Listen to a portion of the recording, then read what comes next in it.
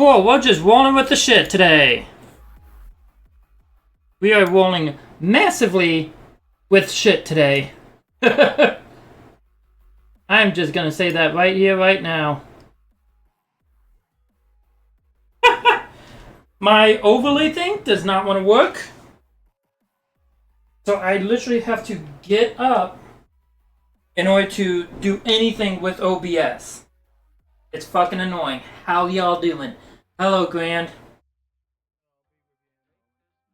Take your time. Oh my god. Oh, how's everyone else's day going?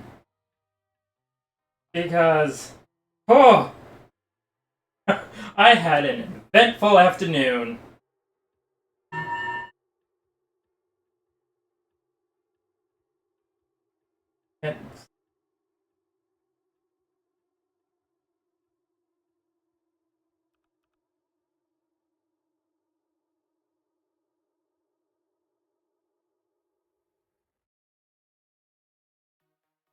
So, cause, okay.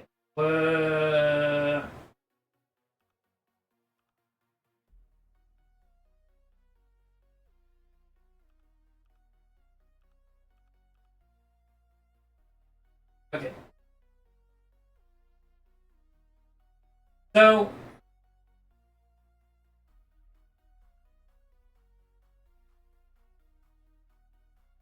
yes, I love this so fucking much. So,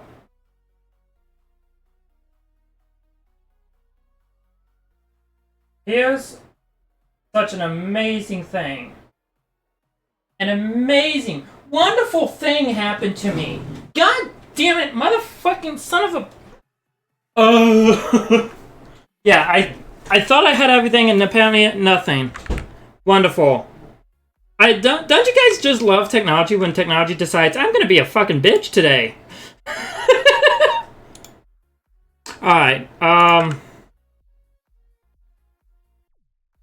fuck. Yeah.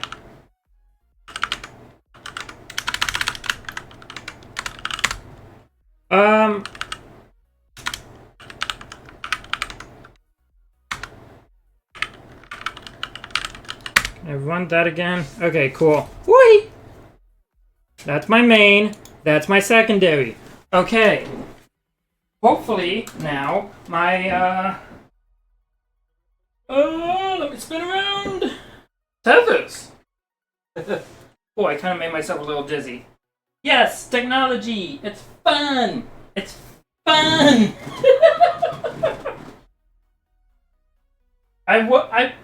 So, I went live because I'm like, fuck it.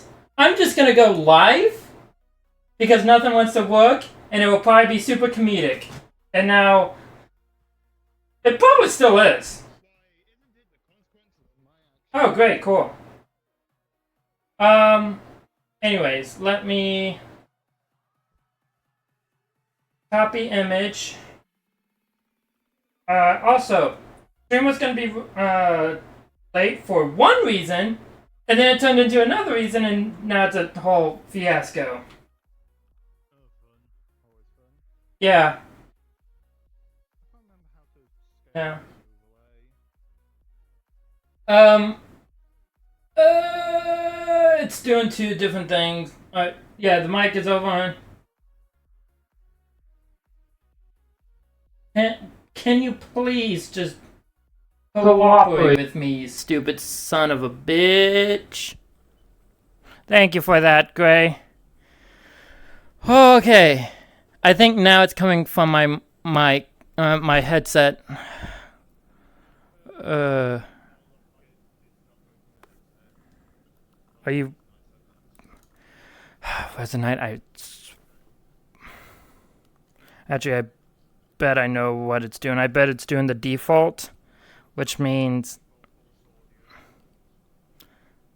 I need to switch it here. Did you just clomp it yourself? God damn it. Okay, is it coming through my headset now for you? Okay. Okay, that's what the issue was. All right. I can probably get it off my phone. Give me a moment here, real quick. DCIM camera. I believe this is it. Right? Is it? It is.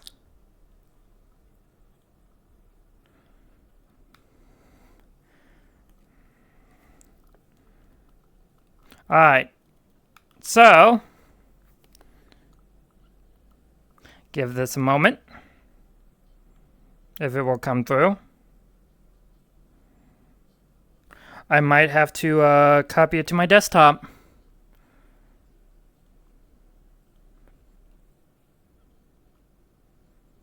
Not what I meant to do. Not what I want. Go away. Copy. Desktop. Desktop. Okay, can...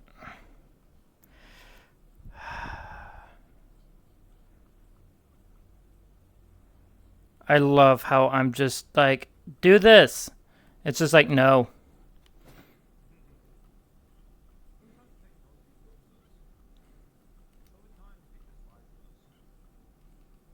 Yeah.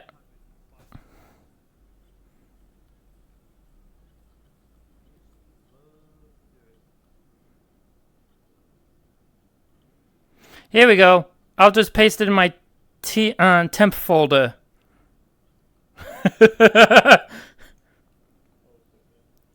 And the temp folder will get cleared out.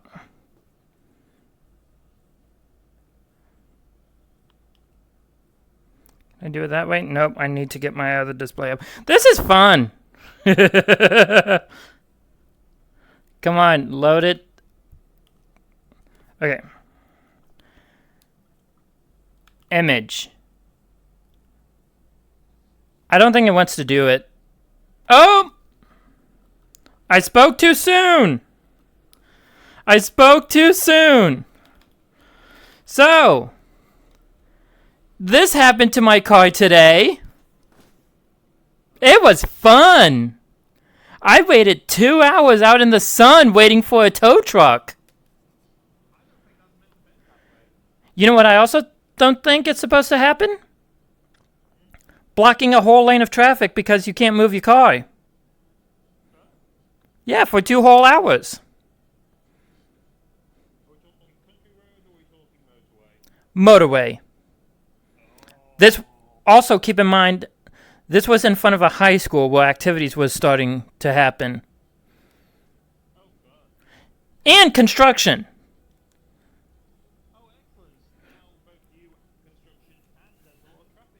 Yep. And it took the tow truck 2 hours to get there.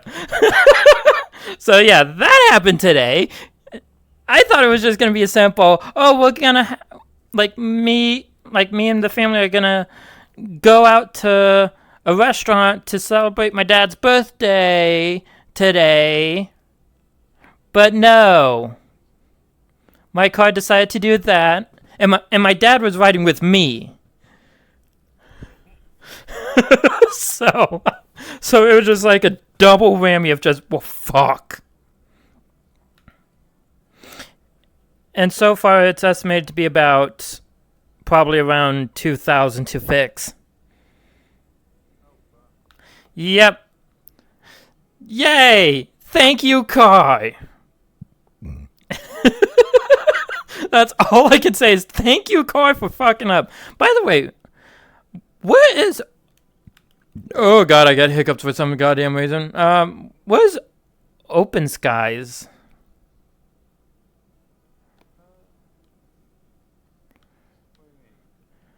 Well, weren't they supposed to also join us?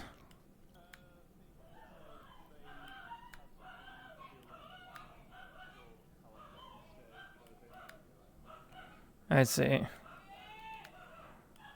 So, So yeah, it's just me and you today. Yep. Yay!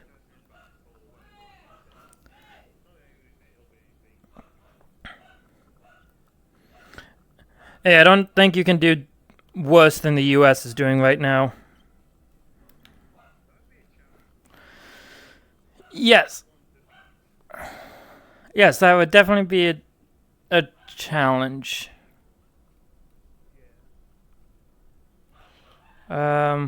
Oh god, who mentioned me? Oh god, it was over here. Oh god, okay, yeah. I swear I had this prepared super earlier, but one thing I wanted to, what is it? There it is. Copy link. Will it actually work? Oh, hey, thank you for that. My desktop just switched over. So, hey, it did read. Okay, so no chatters are what? Huh? Oh. Yeah, that's normally typical for my chat until way later. So, oh yeah, that's, okay. So I came across more like I was browsing YouTube and I saw a lot of YouTubers talking about this video right here. This is the PewDiePie video. So,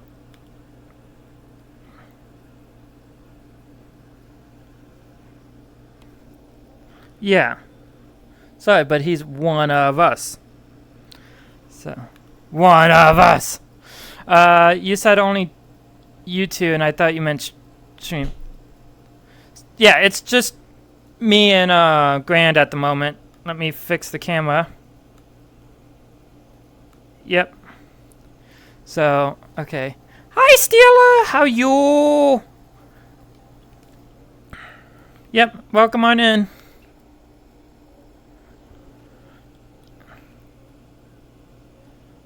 We don't apologize for scuffness. Fuck you. Oh god, I just realized I'm in the beanbag seat and you could my wing takes up half of the camera. Yeah. I'll just do it like this. Although it's like can't really see. It's kind of I need to put a toggle so that way I can make my wings disappear. So yeah. That's why I'm saying I need to make a toggle. I could do that.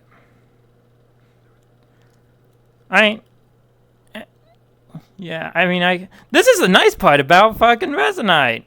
You can just do this. Yeah. So I can easily just pop open the... You know what? I'll do this. Smooth POV. And then... Yeah, so I can just go up to here. Meshes. Core.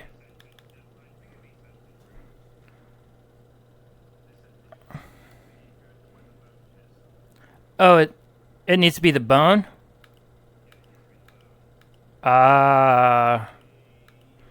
That's...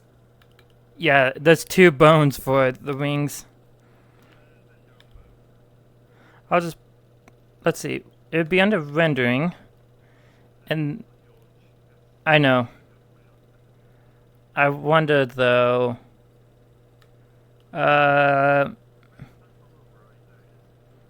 Yeah.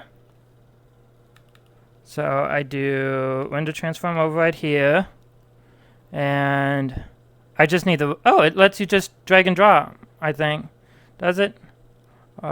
User view, external view, camera.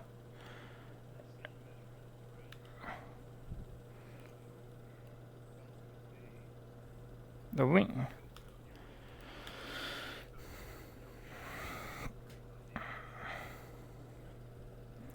Alright. Let's see, does it... Yeah, I need to scale. Hey, look at that! Only one ring is... Only one ring, though. Yep. And now both rings are gone in the camera. Nice! Even though like, everyone else will still be able to see my rings, including me, but not the camera! Yee. The power of resonite compels you.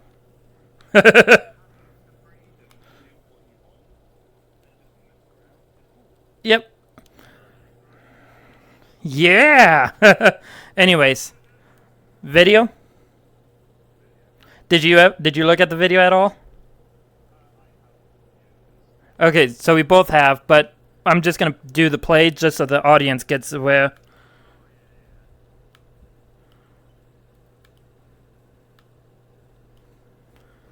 So I don't like the intro of this. I will say that. I don't. Yeah. Also, one thing I will say, I don't really care that much for PewDiePie. But he is a big YouTuber. He has a big online presence and whatnot. And he's one of the top gamers.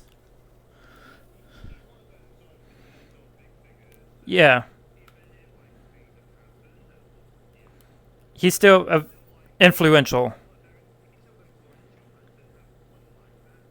Yeah.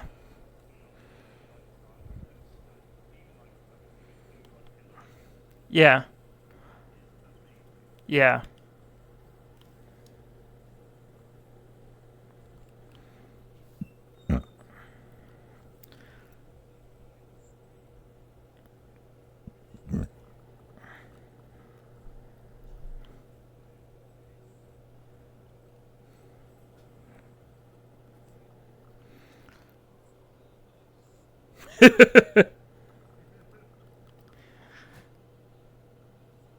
You hold on real quick. Steeler, how dare you boot my snoot? And I'm sorry, I just saw it.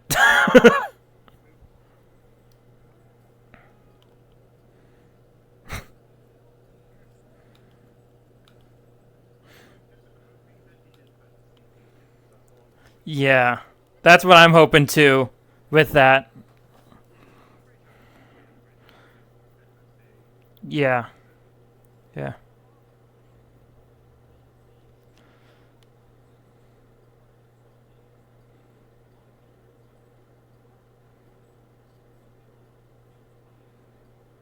I love Mudaha in the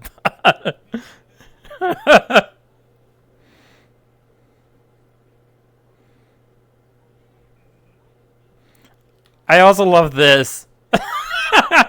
That is so perfect. Like, blue screen. Ah!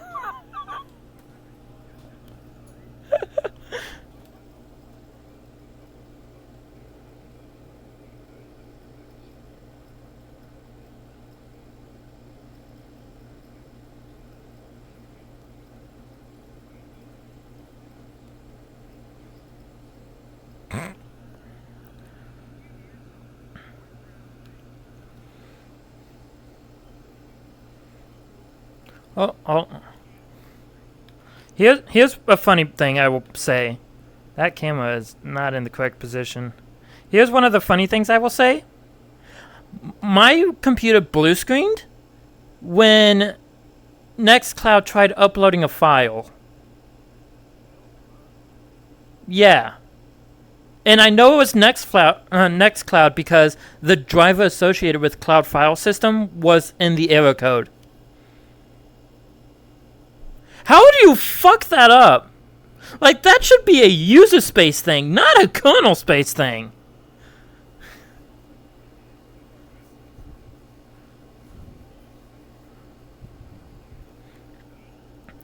This is why Linux is great, because, like, if the user space crashes, it's just the user space. That is it.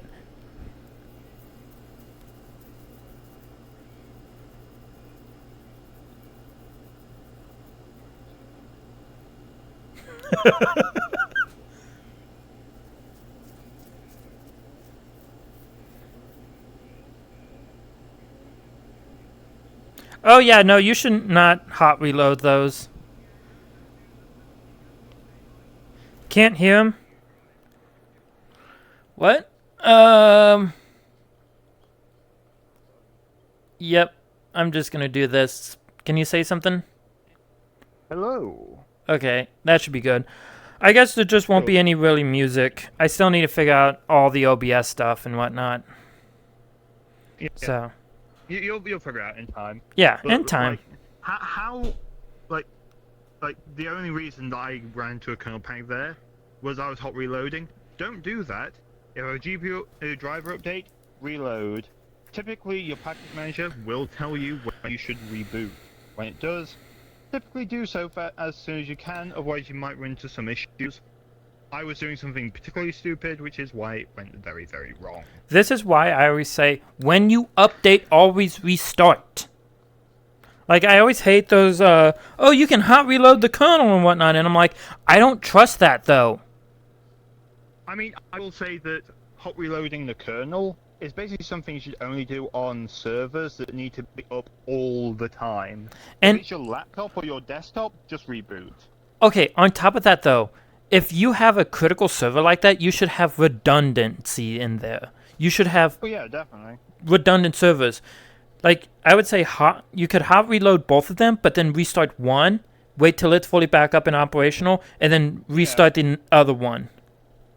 And then that way, if something goes horribly wrong and something goes wrong with the update, you still have something and you have a valid thing to back up from to copy the configuration. Actually, if anything, you should hot reload one of them, see how stable the hot reload is. If it's very stable, hot reload the other one. Yeah. And then once both of them are stable, you reboot the first one, wait till it's back up, and then you reboot the second one, wait till it's back up. Yeah. But it's like a lot of things that when you update in Linux, if it's not sort of like kernel stuff or driver stuff, just restart the application. Like if there's a Firefox update, restart Firefox, that's it. Yep. Like a lot of things are just like, yeah, you can just keep going with your machine. That is the nice thing about Linux. You don't even have to close the program to update it. Yeah, like you can just update it. It'll keep using the old version. Well, there might be some bugs actually, with some bits of software, but that's usually on dependencies. There is one thing I have found out though. You can do a write lock on an inode, which is basically what Windows does. You can write lock it, but on Linux by default, write locking is not the default. And when you are writing an update to a file, Linux will just kind of redivert that write to somewhere else, and then if that file's in use, it just diverts the write, and it will write to there. And then once you close the application, it just gets rid of that one inode, which is really fucking cool. Yeah. So how dare you boop me? Wow. Yeah, you got booped too. Anyways. How dare. But now, alas, I am finally free! I escaped the Windows cave. I saw the sun. The shadows are gone. It blinded me for a moment. And now I'm speaking to you in the cave. Enough reference. Okay, so I'm gonna yap about Linux for as long as this video is, and you're gonna listen. I want to start off by going through the reasons why I switched to Linux. It's different for everybody. Number one, let me turn this up. This shot is. Number one, Windows talks to me like I'm a baby. Now, mentally, I might be, but that does not warrant. You want Candy Crush? You want Candy Crush? Oh god, that stuff annoys me. You want to use Bing? Yeah. Are you sure? Like, I'm saying this is annoying, but that's just because like Windows doing this is annoying. Like, it doesn't do this to you, but it treats you like this. So okay, so the one thing I hate is Windows is just like, we'll baby everyone. Like, Windows used to be just do whatever the fuck you want, and it's becoming more and more, oh, we want to baby you. Mac OS, I just call the Fisher-Price OS, because it has that kind of, Fisher-Price feel to it. Everything's blah, blah, blah. Like they lock things down. Don't let you have a lot of customizability with it. like, it is heavily locked down. You're in the ecosystem. You follow our rules, and it's like, no, I Yeah. don't like that shit. Yeah, I Like, don't like I, that. I had an iPad Air 1 a while back, and I hated the thing because, sure, I could like browse the internet, watch YouTube videos, all the rest of it, but other than that, it's very limited to what I could do with it. Now, like with my phone and tablet, I can do all sorts of shit. If I really wanted to, I could use my tablet as a slime tracker. Can't do that shit on iPhone. Nope. But like it why did iOS become so babying to the user? It's I don't know.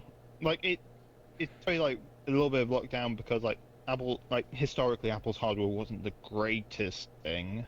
Like I can't judge now because I haven't had a recent Apple device. But it's like there's not really a good reason to do that. Like there's reason to basically like stop someone from destroying the system files, but there's not really a reason to like stop you from doing stuff with your own hardware. Yeah. But like Apple especially is just like lockdown, lockdown, lockdown, and that annoys the Yeah. crap out of me.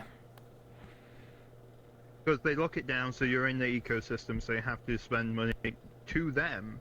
It's like recently they had to, like, in the EU, allow you to sideload other app stores for installing applications. Oh, and they're so petty like- about that. Yeah, and I'm pretty sure it's only in EU countries. Yeah, it's only for the EU So- countries. Hello from England, who is no longer in the EU, and therefore we don't get it. So, and the other thing is that they're also petty about a lot of stuff. Because, like, you know how iPhone now has Type-C? The protocol, though, is still Thunderbolt. Or whatever it is. Lightning. That's it. It's still Lightning. Yeah, Lightning. It's a Lightning Okay. protocol. And I'm just like, why?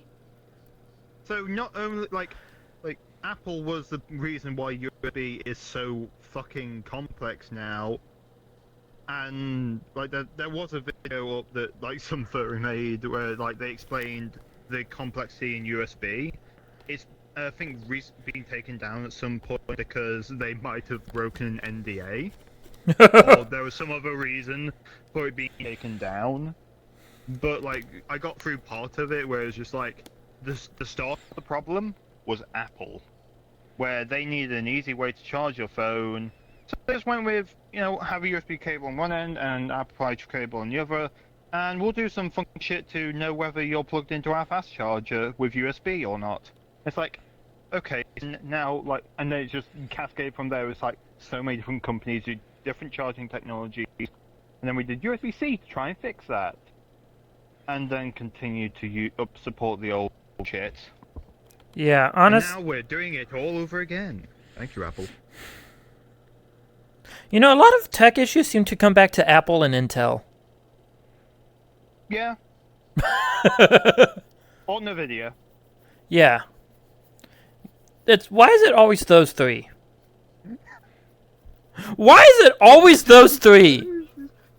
I have I a know that- meme at some point, which is just like you know the Harry Potter wizard. Yeah. Why is it when there's something going on? It's always you three. Intel, NVIDIA, Apple. Yeah. Like, some people would probably say, like, oh, but Microsoft, too. Okay, but Microsoft, it's easily just, Microsoft just hodgepodges things together. They're not like Apple where they're breaking shit all the time, or they go against the current. And it's not like Nvidia who just is money hungry, or it's not like Intel who seem to can't make a processor now. Yeah, like they fucked up long enough for AMD to get ahead with their processors. Like at that point, you're shooting yourself in the foot. Like fix your shit. Yeah. So. What? Oh, you wanna delete that file?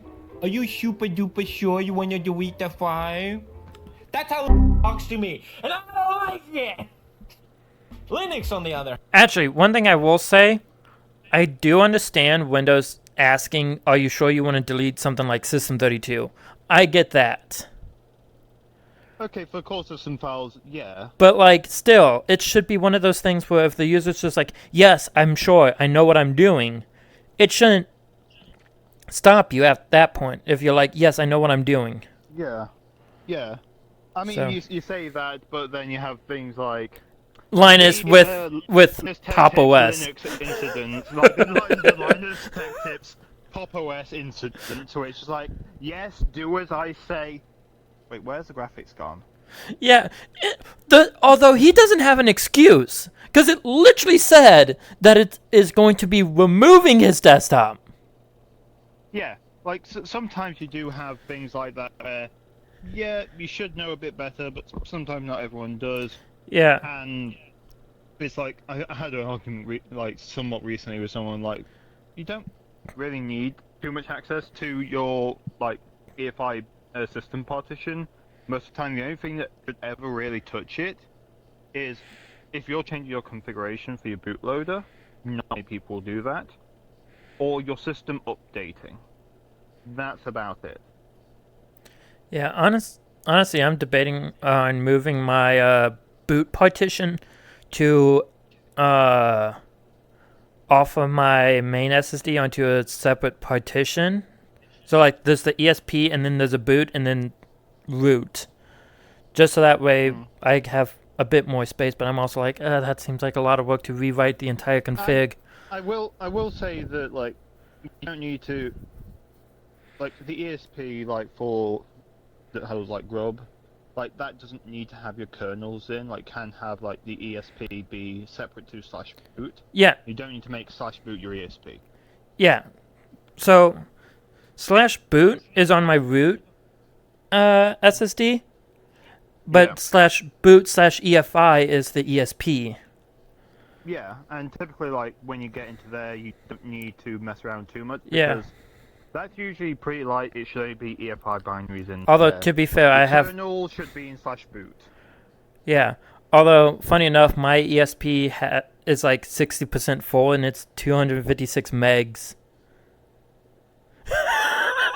Yeah, I mean, like a typical size is usually 512, and it's not uncommon to stick 1 gig there. Like, But typically, like if you have like something like that, you don't need to worry too much about it. It's usually fine. yeah. I just find it funny though, because I'm like, God damn, that fucking theme for my bootloader is big. Well, just double the size of your ESP and you're fine. Like, Yeah. like there's typically not a like 512 is usually a good enough size for most things. You should only typically have one theme installed if you do have themes. You know what irritates me though? When you What? install Windows, it installs an ESP that is only like, I think it's like 8 or 16 megs big. Mm-hmm. And I'm like, no, it needs to be bigger. Yeah. Like, it should be bigger. And that's another thing that Windows does. Windows likes to treat itself like it's the only thing that could possibly be installed on that computer. Yep. It loves treating like a computer like that. Like, oh, I'm the only thing that should be on this computer. What's that? Another ESP? Nah, nuke it from orbit. We'll have our own.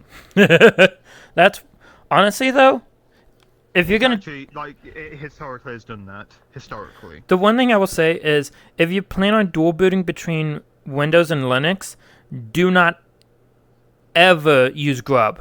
Do not use grub. Because Windows actively looks for grub installations, but you know what it doesn't look for? It doesn't look for refined. Refined is pretty good. It is really great. Like, yeah, it's really good. Like, if you, like, I will say that some Linux distros don't play nicely with refined. The main one being NixOS. I've since made a NixFlake for refined, yeah. and But that works very nice. yeah, It looks for grub. yeah, Windows will look for grub. It'll look for grub and nuke it from orbit. Yep.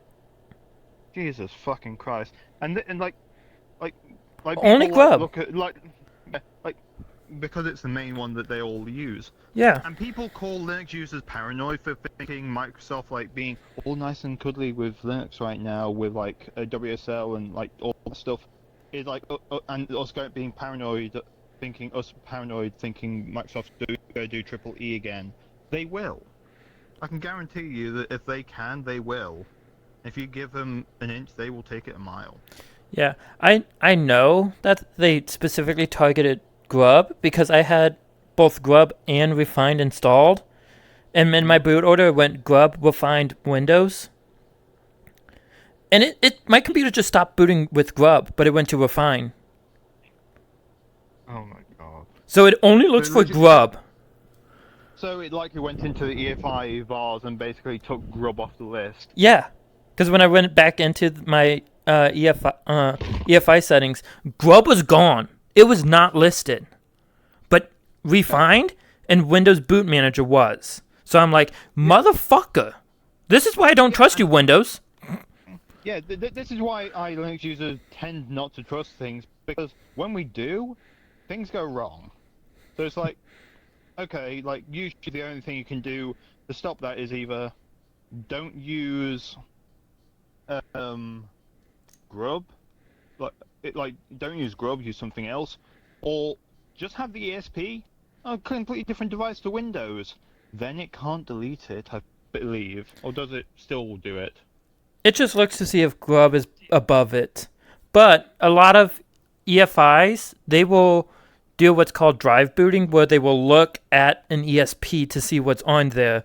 So create two ESPs, put the Linux bootloader on one of the drives and then Windows on the other, and then, well, I should say put Windows on one of the drives, and then install Linux afterwards.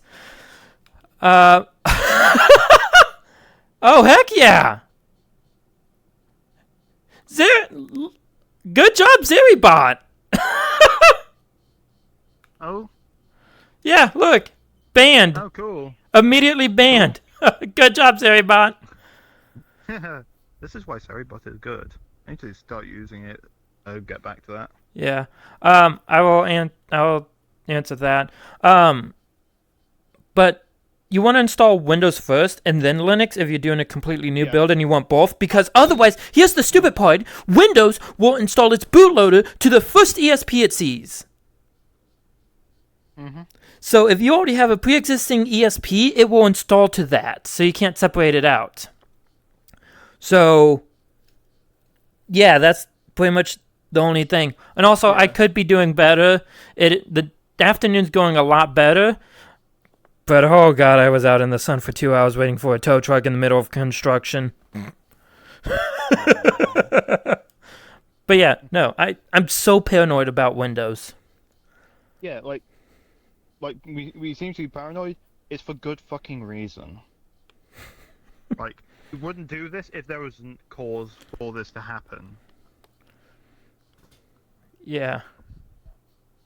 Should we get back to the video? Yep. On another tangent. Yeah.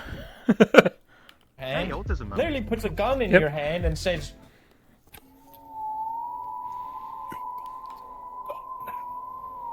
my first sort of aha moment when I installed Linux or started using it was, wait a minute, it does exactly what I wanted to do. And there's just a really powerful feeling about that. I do want to show you guys my setup as well. I will get into that. But first, reason number 2. As an epic minimalist, the bloat. The bloat is real. It always bothered me. Anytime I install a new Windows, I spent like an hour trying to uninstall all the pre-packaged BS that I don't want. Windows is like, I know you paid $100 or whatever for me, but I'm still gonna put ads in here. Yes. Put a little AI in here. You want that, right? That doesn't benefit me. It's for you, the consumer. Bing! It doesn't benefit me that you use Bing, but please use Bing. So on that topic, the reason what forced me over to go full Linux was Windows just undoing all of the stuff I removed from it and installing Copilot and then started nagging me to use a Microsoft account, and I'm like, I removed all of that for a reason. I don't want it, Windows. Yeah, like Windows will like go, oh yeah, like all those settings and things you removed, we'll put them back because clearly you accidentally removed them. Clearly you accidentally removed them. Like, no, I removed it for a reason. Because, 1, I don't want Edge to be my default browser, and 2, I don't want all that extra bloated shit. Speaking of that, it reinstalled fucking Edge! I removed Edge! I don't want Edge. And then it's like, okay, cool. Like, why? Like, you don't need to do this. Like, all this extra things. And it's like when people are like, oh, like, when, like, people start, like, having, like, recall, and it's like, oh, recall's, like, on, like, these ARM devices that they're starting to put Copilot onto. And it's like, oh, just don't enable it. Like, just turn it off.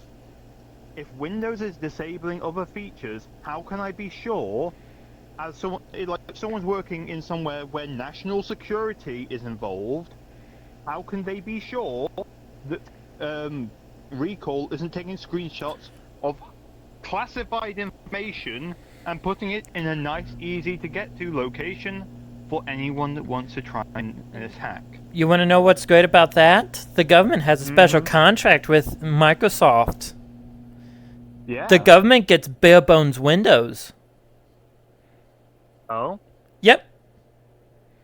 So they don't have to deal with that. But it's Nope. Like, okay, say you work in a company and there's like you sign NDA and someone hacks your computer. They immediately know if there is recall on your computer, then they can just go to that place where I put the screenshots and just download all of them. Good luck trying to explain to your company that it wasn't you that leaked all those documents. You know what's the funny thing is that Microsoft backtracked on the recall thing, and then they reintroduced it, and they were like, it's more secure now. It only runs locally, and it's protected by BitLocker and your TPM. And I'm like, but it's only encrypted because it's on a BitLocker drive. It still doesn't have any unencrypted data. What are you doing for it? So, okay, I mean, the thing for that is, like, they're always saying, oh, it's local, it's local. All it takes is for the wrong folder to be backed up to OneDrive, and all that is undone. And we all know how much OneDrive loves to just take folders and put it inside it.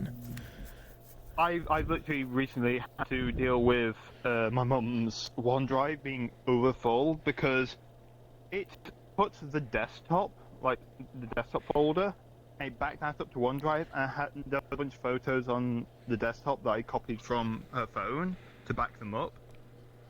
And it copied them and it filled up OneDrive, which then affected her email. Okay, but why are you doing that by default? You know what's the amazing thing I saw once? OneDrive not only took the desktop, but took documents, pictures, photos, oh yeah, it did all that as well. Pictures, videos, music, and the app data. Oh my god, why? It took the app data folder and put it in OneDrive, and it was trying to upload 2 terabytes of data to a OneDrive account that only has 15 gigabytes. 15 gigs, so slightly more than what I had to deal with, where it's like, oh, it's 9 gigabytes to 5 gigabytes. Uh-oh, time to delete some files. I deleted the 2, like, big folders of, like, video, of, like, photos and videos. I immediately went down to, like, nothing being used on OneDrive. Yeah, I just found it so hilarious that, like, OneDrive took the app data folder, the folder you should never touch unless you know what you're doing. It took that and put it in OneDrive, and Like, yeah. data is meant to be, like, so, like, well, as it says, app data. Also, It's about, like, apps and config and, like, temporary files and that kind of stuff. you know what else is in the app data folder? What? The temp folder. Where all the temporary files I put. Also, on a side note to this, I hate Windows and how it does not have a TPMFS thing. Like on Linux, where it's just like /TMP is mounted, has a TMPFS, so all those files that get stored there is stored in RAM. Yeah. And it just sits there, and then as soon as you reboot, it's basically cleared out. It's gone. Yeah, that's how a temp folder should work. That's how a temp folder should work. I mean, the one downside with that is that, when you have a temp file in memory, then memory is the main limiter for how much stuff can go in there. If something gets too Well, big, the nice it thing doesn't about really work. TMPFS is it can also use the swap.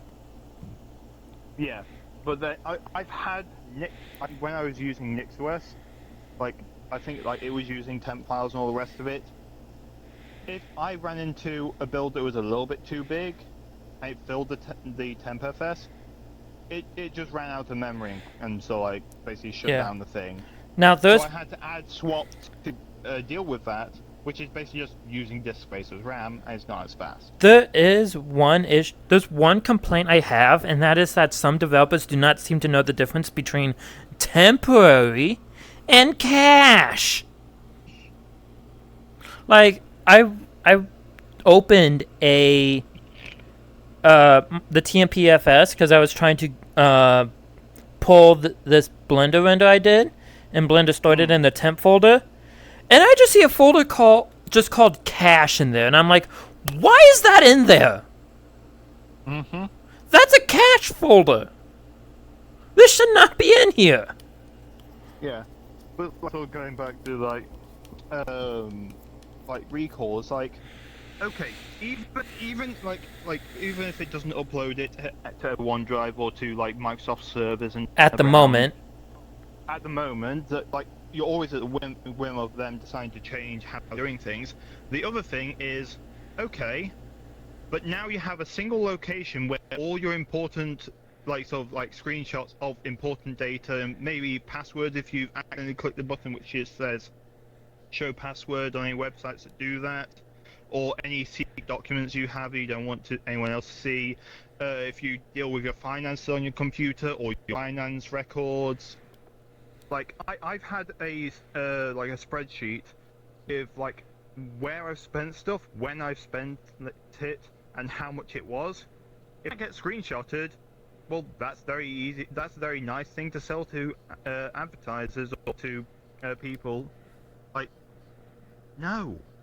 And it's like, even like all that aside, like, then you have the problem of, well, someone could just hack into your laptop. Like, there are a dozen vulnerabilities at any given time on operating systems. Okay, so now just create a screenshots folder with all your important data that they know, hey, if this directory is in here, okay, grab all the pictures in there and send them to another server. So it doesn't matter that Microsoft didn't, it's just they enabled a third party to do it, which could just be, you know, you've accidentally installed or run an executable that will just do that. I've accidentally run, like, I'm not proud of this, but it's something that happened that a school friend, like a friend of a school friend, online, was like, oh yeah, I've got this game that I want to test. Like, I looked at it, and it's like, okay, there's Unity stuff in there, that's relatively safe. I'll run it. So it grabbed all of like the passwords in Chrome. So first thing, like there was two signs that they got access to a bunch of shit that they shouldn't have. Was firstly, my Facebook account at the time got hacked, and they put on they started sending to family members, and I only used it to talk to family members. They started sending a bunch of racist shit to my family members. So they basically like sort of told my mum, hey, something's going on, I think his account's been hacked. Who tells me, it's like, oh god fucking damn it, okay, you know what, delete it, I'm not dealing with this shit. I think eventually got it back, but the other thing was, I ran a PC server on my Windows computer. They remoted into it. They remoted into the Windows computer and was about to start cheating in like TF2 or something. And the only reason I caught it was because I was in the room at a time and looked down my computer and saw, what the fuck, someone's on my computer? I literally yanked the power cable out. Just like, no, fuck this. And then I unplugged the Ethernet for good measure. I was like, what the fuck? yeah. So just no. if you're ever gonna run a program you're unsure about, throw it in a virtual machine. Yeah, throw it in a virtual machine. Or and if you have a spare computer, make sure that computer's air gapped and just put it on there. yeah, put it on there. And air gap Never means run on. air gap. For those who don't know, just means it has no connection to the internet whatsoever. It has no connection to the LAN or WAN. None of that. It has none of that connection. It's completely offline. And even for like the clever things that might, like put something real small on USB stick. Like just don't plug a USB stick into that thing until it's wiped. Yep. So. Just to be sure that nothing could try and escape. Like Yeah. air gap means nothing goes onto that until the entire thing is wiped. Yep. That is one thing I do like about some of the stuff I've seen that is theoretically possible, where it's just like you have a Linux hypervisor that passes all the devices through to a Windows VM, and Windows, it looks like Windows is directly on the machine and whatnot. But it's technically Linux has the hypervisor, and it keeps a perfectly working copy of Windows on a separate partition that Windows cannot see. And so then it, it then does a, it kind of like, you reboot it, like it will apply that base image. You shut it down, it applies that base image. So. Oh, cool. Yeah, so it constantly deletes everything that Windows did. It undoes it all and reapplies the base working image. That's cool. Yeah. So like impermanence, but applied to Windows. That's cool. Yeah. And But yeah, for me getting hacked and all my passwords, that was because all the passwords in Chrome just get into one common location. If they did that with my passwords, they would definitely do that with any personal information, any passwords that might be screenshotted by accident, and I can't be sure that either settings to be like, oh, if this application's open, no, don't take any screenshots of it, or block it out if it's in a screenshot. How do I know those settings aren't going to be reversed by an update or broken by an update? And what happens if there's just and how do you know it's vulnerability in it? How do you know it's actually deleting the data? That's the other thing. Yeah. So it's just not a great thing. Recall is a horrendous feature. It's not a feature; it's an anti-feature. Yeah. It's basically saying, "Hey, would you be fine if someone was stood behind you taking a video of your computer at all times and you couldn't tell them to fuck off?" Nope. And you could tell them, "Hey, can you stop recording?" And they go, "Oh yeah, sure." And then go immediately back to recording as soon as you turn your back on them. That's what recall is. And then you have to trust that person to not misplace that recording. Yep. That's what recall is, and it's shit. Yeah. Anyways. And I'm also tired of the integrated ads in Windows. Those are super annoying. I mean, the thing is that Windows is what, 100 quid, but now they're realizing that people don't want to pay for that. So they're realizing we'll offer it. We'll not hound people or try and catch people that are cracking keys or whatever, or just not putting one in. Instead, we'll just put ads in there so that we can sell ads. Honestly, no. For that, I was kind of like, well, if you're gonna put ads and track me, I'm gonna take Windows for free. So I just grabbed an activator online and just ran it. I just when I've had to install Windows on a virtual machine, just don't activate the fucking thing. on VMs I don't activate. Even if I booted, which I'm never going back to that, I still wouldn't activate the fucking thing because I don't need to. I can change my background. Cool. I can find something that will just change it anyways. Oh yeah, I love that. You need to activate to change the background, but I can right click on a photo and click set as background and it does it. And there'll be ways around it, and also that little watermark in the bottom right saying, "Hey, you haven't activated Windows yet." There will be ways of getting that to be turned off if you're really bothered by it. Yeah. Like, there are ways around it because, like people are always going to find ways around it. They just always are. It's basic security. People will always find a way to do stuff, even if you try and stop them. Yeah, just look at anti-cheat in games. Yep. They're always going to fight it. I think we've gone on enough sort of tangent. Yeah. Let's move on. Can you tell we're autistic? We're both autistic. I know I have ADHD. I believe you said you don't, or at least you weren't diagnosed with it. I don't have a diagnosis for it. The only diagnosis I have is autism. Yeah, so I have both. I have one. With Linux, nothing. Serenity. Peace. Don't even get me started on the Windows taskbar. You control what's on your computer. Duh, it's obvious. How is this not a thing? Reason number 3, customization. I discovered this afterwards. Customizing on Linux is a beautiful thing. It is. On Windows, you can maybe change the wallpaper, change a little bit of colors, whoop-de-doo. On Linux, you can change reality itself. Since Linux is built modular, you can swap out your GUI entirely. You don't even have to use one. You can cut off the head of Linux and it'll still be like, hey, I'm here, what's up? Customize.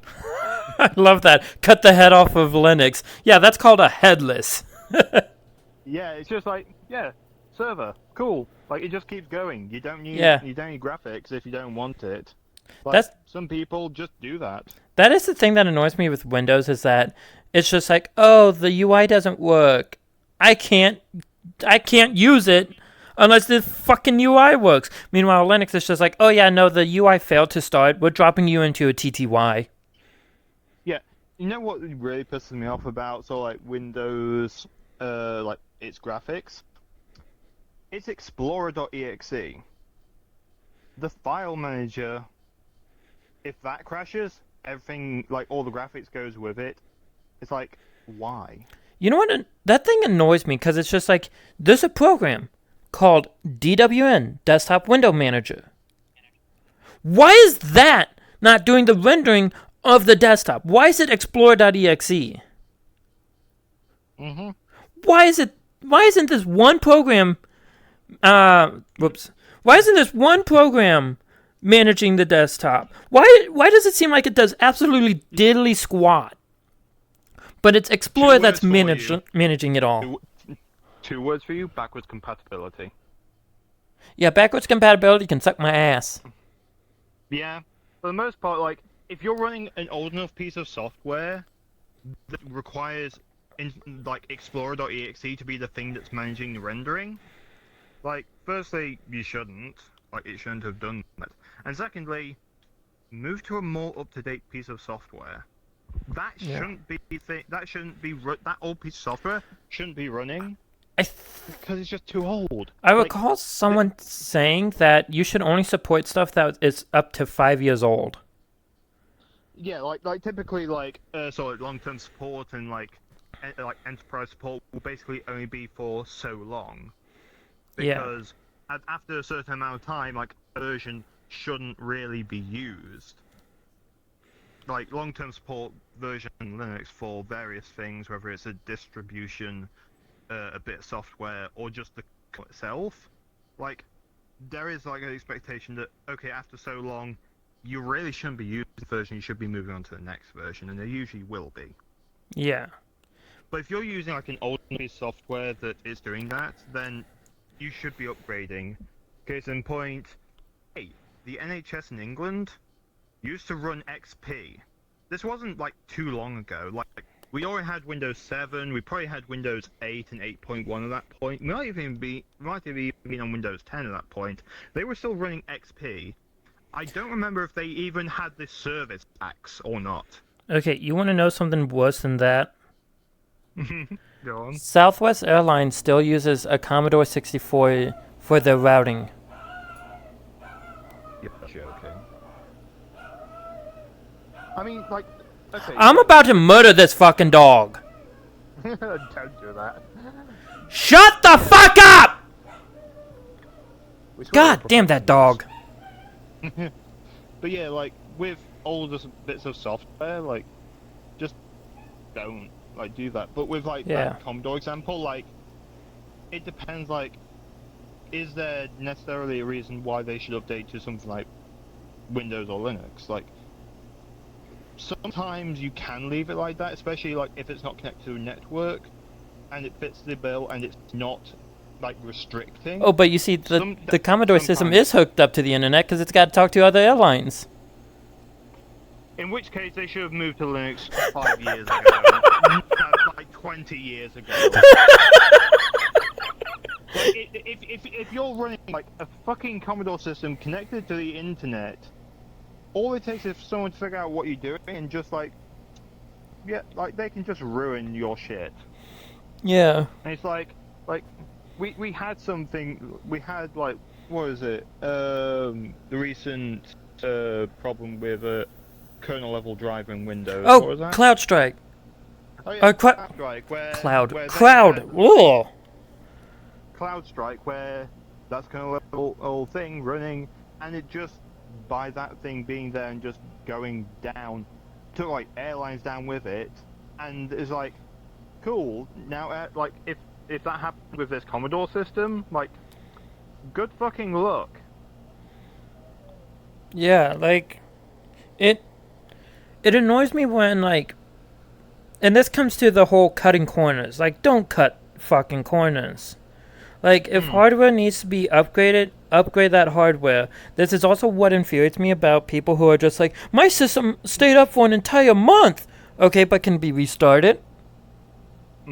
I will say on that front, that I like to have my phone just constantly being on, but it's also designed to kind of do that. Yeah. I will say that I have like just ignored updates before and still do, and I shouldn't do that, but number go high. That's the one thing I think pisses people off isn't so much Windows updates, but just how Windows won't update unless you tell it to update, and the updates take up so much fucking resources. Like, I like how Mac OS does it, where it, like, Mac OS will make it a low priority thing in the background, so Mac OS will update in the background and then just pop up saying, hey, restart your system to apply updates. Yeah, and like that's also like something that happens in Linux is that when you update something, like, yeah, the update's installed, all you need to do is restart, and it's ready. Windows, on the other hand, will then get. I think the main thing that people get upset with Windows Update is that it'll be like, oh, end of the day, time to shut the computer down, or they just like accidentally hit it, and oh my god, how long did it take for them to apply the update? Or when you tell And it it's to like- update and shut down and it doesn't shut down after applying the update. No, it's not. It's not necessarily that. It's just the fact that someone could accidentally click shut down, and it will then go, "Oh, there's an update to apply. Time to apply an update." This little maneuver will take us 55 years. Yep. It's like, it's that. It's the fact that the update can't happen at the same time the system's running because of how Windows is designed. So, it's just, yeah, like, kind of just fucked that when it restarts, or when you need to shut down, or when you need to start up, that's when it'll apply the update. Obviously, on startup, it can't really do much there, so it will do it on shutdown. So if you accidentally hit shutdown, then you're going to be in for a while. Apparently, I've had it before where it's like, I've seen in my virtual machine that, oh, there's an update needed for Windows. I've killed the virtual machine rather than let it restart properly. So, one thing I will say is apparently Microsoft is working on that type of system where it will apply updates in the background while you're using your computer. And they still haven't rolled it out yet. So, Okay, so while macOS and Linux have already got that system, and like there's already like an architecture of that kind of thing that you can do, Windows is somehow still behind, despite their basic like users calling for it, businesses calling for it, that kind of thing. Like, why? because they need to have compatibility with DOS, even though you can't run DOS programs. Mm-hmm. Like, Yeah, it's so stupid. Like, we have to have compatibility with DOS. Fucking why? Why do you have to have compatibility with DOS or Windows 3 or Windows Millennium? Why the fuck do we still have compatibility for Windows Vista? Fuck Vista. Like, why? Is it still an option for compatibility? You should not be running software developed during Vista. I can understand 7, but Vista time? No! Yeah. You know the funny thing with Vista is that, like, they had, like, Windows XP machines that were, like, listed as, oh yeah, this will work with Vista. Meanwhile, the default install of Vista uses so much memory because, like, all the widgets and all the cool stuff that it's doing in Aero at the time when it wasn't, like, so optimized, and it's, like, all this stuff, and it's like, yeah, you can have you can have, like, a machine that's good for XP that's compatible with Vista. It won't fucking run it though. Yeah. But I believe Felix does show one of the best subreddits to show off Linux customization. Oh yeah. Customizing on Linux is called Rising, and I got way too into it. He's a ricer. He's a ricer. He's one of us. I'm not a ricer. I minimally rice. I just look for a good theme and I just apply that. KD plasma. Yep. Hooked hard. I can't wait to show you guys. Now, reason number 4, gaming. Gaming on Linux is finally real. I actually installed Linux 15 years ago. That's right, I'm old. And I uninstalled it after like a couple days, as a lot of people do, when they realize, oh, I can't use the things I need on Linux. And for me, that was gaming back then, because it's like, well, then what's the point? But now, gaming on Linux is real, at last. So Valve came in like... Yeah, we gaming on Linux. Yeah, I was about to be like, case in point, us. And also, we're using a niche technology. We're using VR. Yeah, we're even using VR, which would have been unthinkable like 10, 20 years ago. Yeah, I mean, firstly, it wasn't like out that much. Like, I think what, maybe 2015 was when you started getting like Oculus DK1. I think around that time. Around that time, because I remember watching like videos of like TF2 in VR and stuff like Yeah. that, where it was like still using keyboard and mouse, but it was like a head-mounted display. I still love watching Markiplier's VR adventures and that one game that made him cry because it was terrifying, and it generated the saying, "Press B to blow." I mean, if I could just press B to get a blow, that would be nice.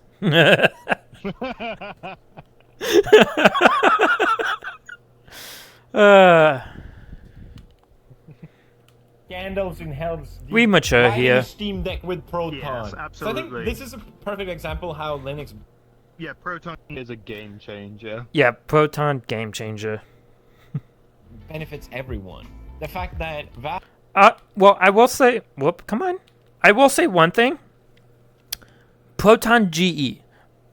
Glorious Eggwell's version of Proton is great because it also gets merged into upstream Proton. Yeah. And so it's just like, if a game does not work or performs poorly on baseline Proton, give Proton GE a try. Yeah. See if that works. In fact, I just default to Proton GE no matter what. I mean, for some things, like, once it's working on Proton, like, set it to a Proton version, and it'll usually be safe. It'll usually be a safe bet. But, like, newer games will usually be the things that start complaining. Really old games, but if you, like games of 2010, like, or late 2000s, you'll probably be fine. Yeah. as a company recognized maybe Microsoft has a bit too much power. If they wanted to and started being shady, locking things down, taking cuts, they absolutely could, and it's not like it would be uncharacteristics for them to do. So Valve started improving gaming on Linux, boosted driver support, and they built on what was already... Okay, one thing I will add to this is that is apparently a true thing Valve saw what they did with Windows 8, Oh yeah. and Valve was just like, Yeah. we don't want this, so they create SteamOS, the first version that was based off of Debian, which was utter garbage. Yeah, but I will say that like, what it was on Windows 8 that they really didn't like, other than like it being Metro UI. Fuck that. That was a fucking mistake. Microsoft, why? I hate you. I will hate say you, I did hate you. I did like kind of the tiles for a bit because they were kind of cool, but after a while it just felt gimmicky. I'm like, I just want my programs. It became a gimmick. It became a gimmick because they were like, oh, we'll make Windows a tablet operating system so it can be on tablets. You tried this before, it failed, and you failed again. Linux And works it's like- better has a tablet computer for a 2-in-1. KDE Plasma works better than Windows in tablet mode than Windows. Yeah. I mean, like, the big thing that on Windows 8 wasn't great was the introduction of UWP, the Universal Windows Platform. This was basically Microsoft's attempt to be like, hey, Apple has their closed ecosystem where like they're the only app store on the platform that can do this. What if we did that? What if we want to get in on that part? And it's likely if they could get away with doing that, they would have broken backwards compatibility with like .exes. Yeah. Because they absolutely would have done that, where it's like UWP is the only kind of application you can install, and the only way you can get UWP is by using our thing. Other thing And about they the absolutely would upheaval. have done that, and that would basically like Microsoft could write in a term of service for like uploading that you couldn't upload third-party stores. Like basically the whole Apple versus Epic. Epic argument that went to court and ended up with Apple having to open its stores in the EU to alternate app stores. That whole thing would happen on Windows. Valve saw the writings on the wall, and they went, we are not going to be stuck with this. We are going to do our own thing so that if it goes fuck up, we're ready. And I just love how dynamic Valve is because Valve doesn't really have a central leadership. It's whatever they think is good. Like, they do have to report to the finance department for stuff, but, like, for the most part, at Valve, it's mostly just, like, okay, work on what you want. Like, from what I recall, it's just like, okay, a developer thinks this is an interesting idea. They need to make what I believe they call a kobold. They need to make a cabal of other developers, get them on board, and start working on it. Yeah. Like, sometimes it does have, like, negative things, like, for example, TF2 has been in a state for a while because they haven't done anything with it, and no one really gets to work on, point it's 18-year-old game? Yeah. No one wants to work on an 18-year-old game, and they're just like, they want to work on, like, VR or Didn't SteamOS or they things like that. make TF2 source available? They didn't make it source available. They released the SDK for it, so that like projects like Open Fortress and TF2 Classic can become proper mods. Like, for example, like original Team Fortress was a Half-Life mod. Yeah. Or something like that. Like so many games are like mods on like Half-Life 2, and like even now like TF2, like if you look into like Task Manager or whatever, it'll say like HL2. HL2.exe. That it basically puts TF2 stuff on the top of Half-Life 2. Yeah. And that's how it runs. Well, that was the first Team Fortress. The later ones actually are called TF2.exe. Yeah, like newer ones now will be like TF2.exe. Yeah. But for a while, like it was HL2.exe that they did it based on that, and a ton of mods did that. I think when I was Stanley Parable, like it is built on Source. And I think it like might have been like on Half-Life because like Valve is pretty good for encouraging modding of like their games and for people to make their own games based on like their stuff. And they're promoting the same thing with like TF2 now with the SDK release, Speaking of which is nice. the Stanley Parable, I love how, because I remember reading somewhere where they asked permission from Valve if they could use the assets they used in the original Stanley Parable in the one they're making in Unity, because it used Valve's assets. And Valve was just like, yeah, we're cool about that. Yeah, like the main thing is like, for example, like when you're working, if you're making a mod on a source game or source-based game, like if you make a mod on the Tier 2 SDK or the Half-Life 2 SDK, you get the assets, and as long as you don't like use it in another game engine, you can just use whatever assets from like the base game that you want, as long as it's still within like the source engine or like Gold Source or whatever the fuck the base engine is. As long as it's within there, you're fine. If you try and take it out, then they're gonna have a problem, which is like some of the problems had with like the TF2 Source 2. Like had a problem with that, which was in Sandbox because it took it out of the game. Sandbox is the like spiritual successor to Garry's Mod, made by the same people that made Garry's Mod. Yeah, I do love how people ask like, oh, why is it so hard? Like, why is none of the Source game assets available in Sandbox? And they're like, because we're not using the Source engine. Yeah, like firstly, like I don't know if they're even using Source 2 now. I'm not too sure. I think they are. They're using Source 2. Okay, they're using Source 2 for it, but it's like there's different formats for all the assets from Source to Source 2, and without basically asking Valve permission to move all those assets and use them in Source 2, like Facepunch, the devs of Sandbox, can't do it. Legally they can't, because they release the game with those assets in it, then it'll just get taken down by Valve with cease and desist or DMCA, whatever they want to do. They are within their legal right to do that.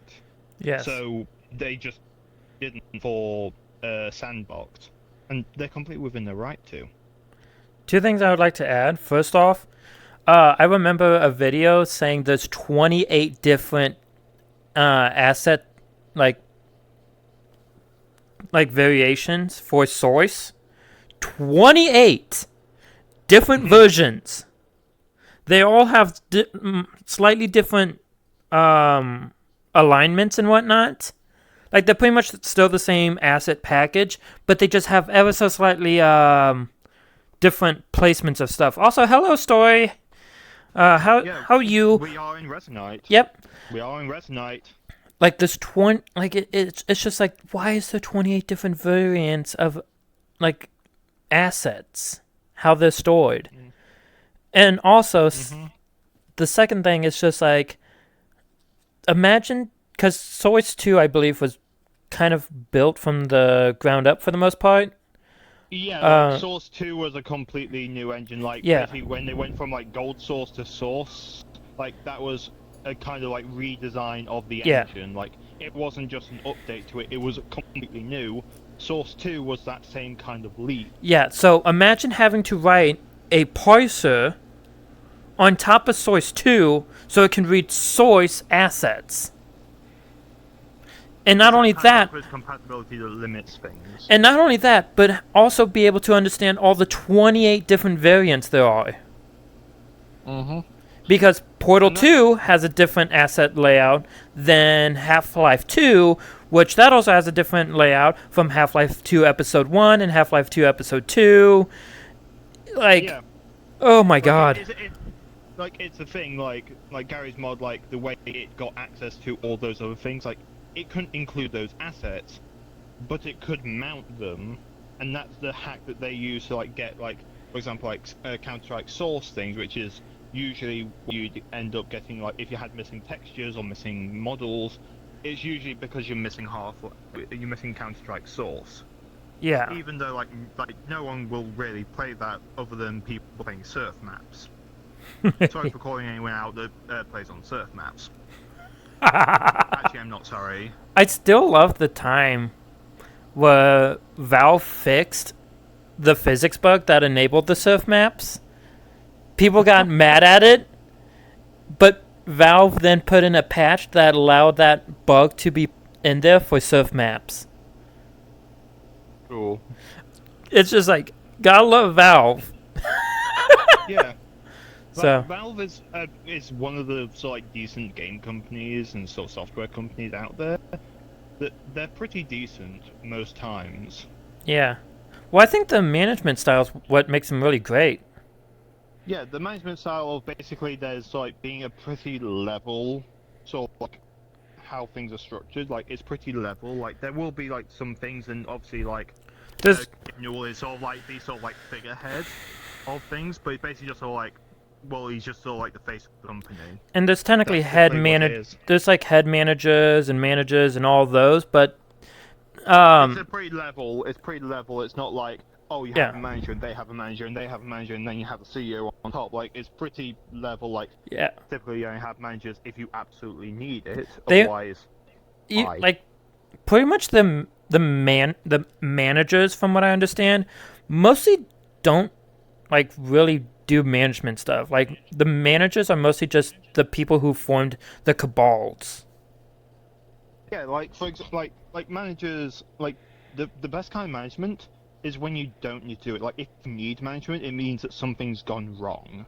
But if things Yeah. will work fine without management, then you don't need a manager. And that's Like adding managers where you don't need it is how you get like so many guys. I've seen a YouTube video from like someone that's sort of like taking sort of the piss out of like all this, where it's like, oh yeah, like there's, and they've got like it's sort of like short, YouTube shorts, and it's this like sort of like cast of like characters that are only sort of heard and not seen, like on a Teams call or something, or Zoom call, and it's just like this idea of, Yeah. oh, like the person that's seen is like sort of like your average engineer, and male voice, which is like a sort of senior engineer who's basically been through this and doesn't want to deal with the sort of like management and bureaucracy of it, and could just get on with shit if it wasn't for managers. Then you have your typical sort of like middle manager that's basically just there to be a manager, but Oh, doesn't actually sort of like you- manage anything. You mean the people who have daddy issues? Yeah, probably.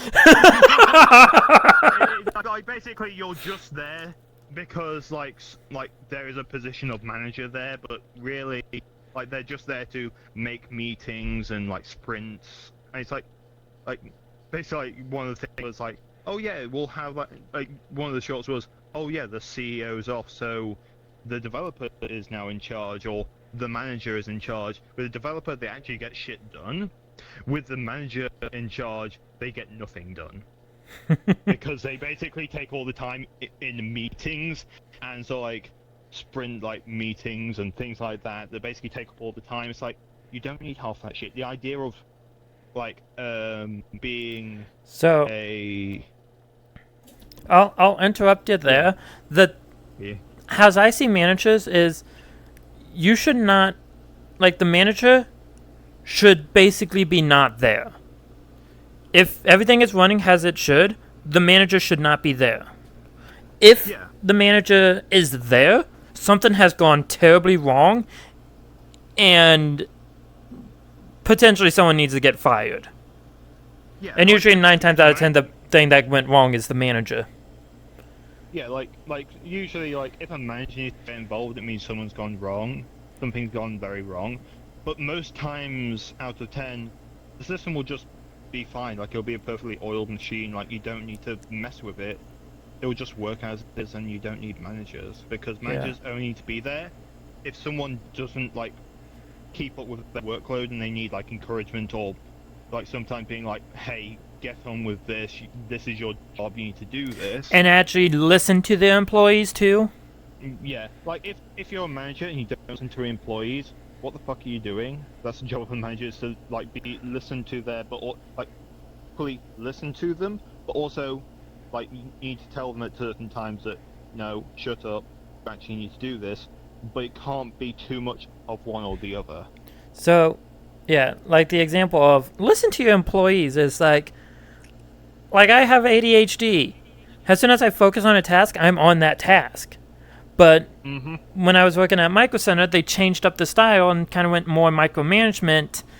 And and the manager was told like, "Hey, every hour check in to see what your employees are doing." I would get like maybe like 7-8 units done normally. Mm-hmm. And after they started micromanaging, I was struggling to meet that. Yeah, because when you get interrupted, like you completely like it's basically like a steam engine. Like you ramp up the speed up to a certain amount, and then the moment you get interrupted, it's just all the energy's gone. You Yeah. need to build up that momentum again. It's momentum. Like if you interrupt someone, then that momentum is going to take a hit, no matter who they are, what they do. Like But different people take different amounts of hits. but combine it with ADHD and autism, Yeah. because my That hit is big. yeah, because my autism is just like I need to do this in this order. I need to do it in this order, and so my autism side got everything planned out, and my ADHD side is keeping me hyper focused. But then you interrupt that hyper focus, and now executive dysfunction kicks in. And now my autism has to try and override the executive dysfunction to get the ball rolling again, which that takes usually about 30-45 minutes. Or the other thing of your ADHD then locks on something else that it shouldn't be focused on. Yeah, like one time my manager interrupted me, and then I couldn't, and now I had the thought of like, I was a dick to this person. I should write an apology to them. And like, so I quickly typed it up. Manager saw that, yelled at me for doing that on the job, and was just like, "You need to get back to work." And I'm like, "I need to type this out real quick. I have to do this." And they said, like- "No, you need to get back to work." And I'm like, "I can't." Yeah, so if you're a manager and someone has like something like ADHD and they get fixated on something, like let them finish it. Like if it's not going to be too harmful, let them do it so that when it's done, they will know that next thing they should focus on should be the work, and they will do that. And that way, you don't have like them like, okay, get on with this work. You'll always be thinking about that other thing. Yeah. You're being like, I should be doing that in the work. I should be doing that. Okay. Yeah. Because, like, my brain's just like, I need to do this. I need to do this. I need to do this. And I tried to work on other computers, but my brain was just like, no. You need to write this apology to this person. Like, Yeah. my brain, and, like, this is the epitome of executive dysfunction. Like, my brain cannot tell itself to switch to a different task. My brain is stuck on that one task. It needs to complete that task. If it's That's part of ADHD is that like, it'll, like jump around for between stuff, but at a certain point, like it will get stuck on something that thing needs to get done. If that thing doesn't get done, it's going to bug you until it's done. So making sure that thing's done means that you can then jump back to something else and hopefully focus that, put that focus onto that task instead. yeah. So that manager was a dick. Yeah. And the worst part is the manager was just like, "Oh yeah, no, I understand the struggles with ADHD because I have it too." And I'm like, "Bitch, no, you don't." Clearly. If you have ADHD, and someone's very clearly, if someone is clearly so like hyper focused on something because of their ADHD, and you're saying that you have ADHD so you understand, and then you're basically telling them, no, ignore that thing, do this, that at that moment that is impossible for them to not focus on that. Yeah.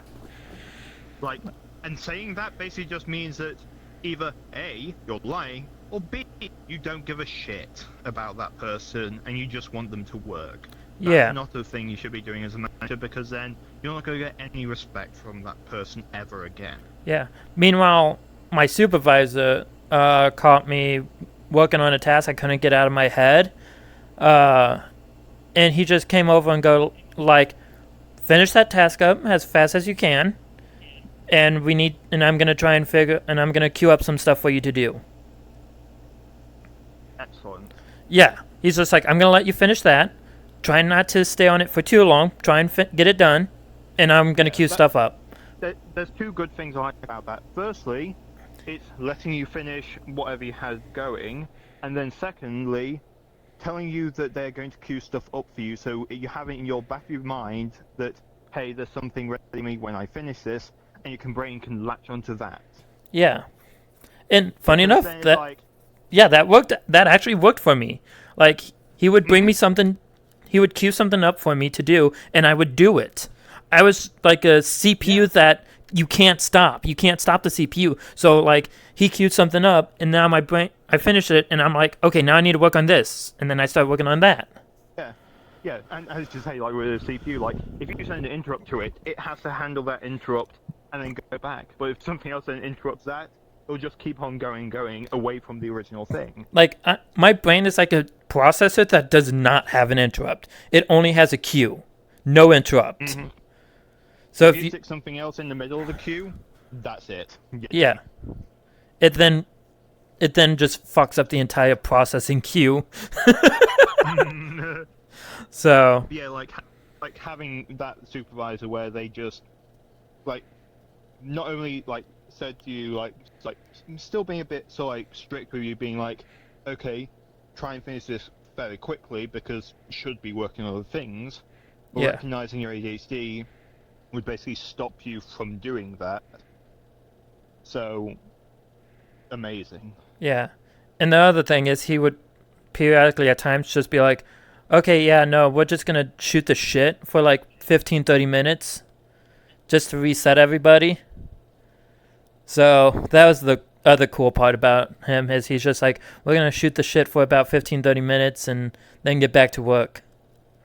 Yeah, like sometimes you need to do that kind of distraction of, if someone's really distracted on something and you really need to pull them away from it, talk to them for a while so their mind hopefully can pull away from that thing, and then at the end of the conversation remind them, hey, this is the thing you need to work on, to try and put the train back on the track. I still love how the manager, though, got upset with me when I told him, like, yeah, if I come in angry, just leave me alone for a bit, because I will stop being angry after a while. And their response was, no, that won't work. Okay, like if I come in like say how I work, you know what I'm gonna bring up, be like back in fucking primary school, like year 4 of primary school, as a teacher that I fucking hate. Like they can like get any work out of me and like sort of constantly sort of thinking like I'm a problem or like that kind of thing, and like my mum thought, okay, maybe he has autism like his brother. Or what it was like at first was like, okay, can we get help from you with this? Can we get help for me? And they're like, okay, we'll need an official diagnosis and all the rest of it to get the help. So we go into like doctor's office, and like doctor comes through, and like I think I was like messing with like the sort of doctor's toys of like, you know, them beads on the random, what's it? Yeah, I know what you're talking about. Like I was like messing with that, and like my mum, when my brother was diagnosed, was like constantly telling him, no, don't mess with that, don't mess with that. And then like when it was with me, like it was like very obvious, so like on the face and features, like she wanted to tell me to stop, and the doctor and the specialist just went, "You're really fighting to not tell him to stop that, aren't you?" And my mum said, "Yeah." So I got diagnosed, and my mum went back to that teacher and wanted her to, like, was like, okay, we haven't got it formal, like we don't have the formal letter of diagnosis saying that I have autism, but they've basically gone, yes, he has it. The formal paperwork will be through later, and her response was basically say, "Oh, I've got too many other children to deal with to help your child." And it's like, what the fuck? The following year, I had a different teacher I love the teacher. That she was amazing. Like she then after like being my year 5 teacher, like she moved on to a different school, special needs school, and I hope all the best for her. But like she managed to get work out of me and like brought up my grades a lot. Like if you treat someone on a lot better, then they will just get work out of you. Yeah. But, and my mum went to her saying, "Okay, not to tell you how to teach, because that's your job, but this is the best way to get work out of him. If you do this, you'll get work out of him. That's how it works." She listened and got work out of me, and things improved.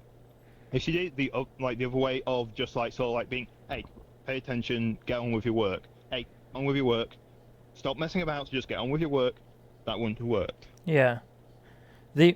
I know for me, in order for me to get stuff to work on stuff that you want me to work on, it has to be tech related in some way, or you have to get me like in a really happy, peppy mood. One of these ways is a lot easier than the other. Because I probably also have clinical depression. But yeah, I think we went on a side tangent for too long, though. I think we did. Talking about ADHD And autism. and autism. What were you gonna say, real quick? Yeah, like if you go to if someone approaches, like if you're a manager and someone under you is saying to you how to like best deal with you, listen to them, for fuck's sake. That's your job as a manager, is to listen to people. Like if someone says, "I best work in these conditions," and those conditions are possible for you to make happen, then make them happen. It's really not possible or not feasible for you to make it happen. Explain it to them, saying, "So I can't make this turn, out of my control, not good for the workplace," and that person will likely understand. But most times, the accommodations that you can make for that person will be possible. Yeah.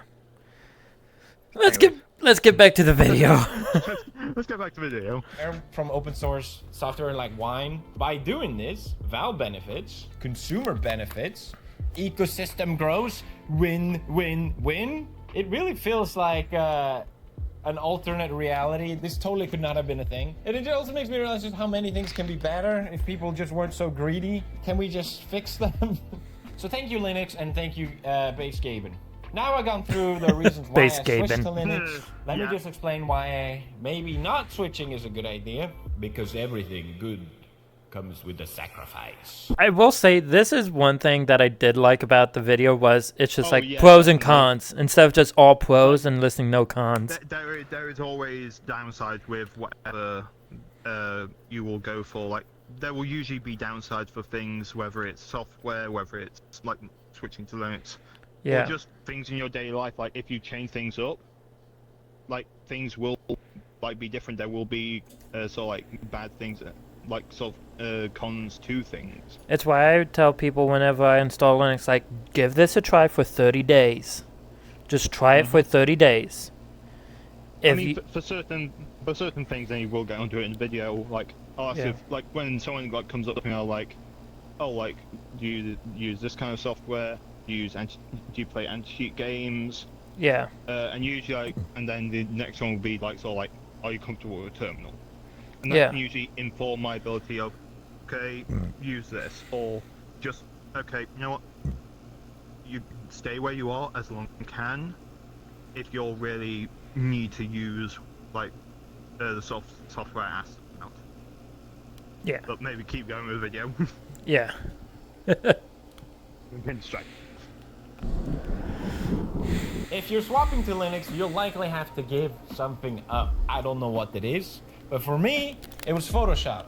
I used Photoshop, Adobe. again, for 15 years. All the shortcuts, all my workflow, it's all baked into my brain. The way I use Photoshop, I don't think about it. It's just, here's the thumbnail.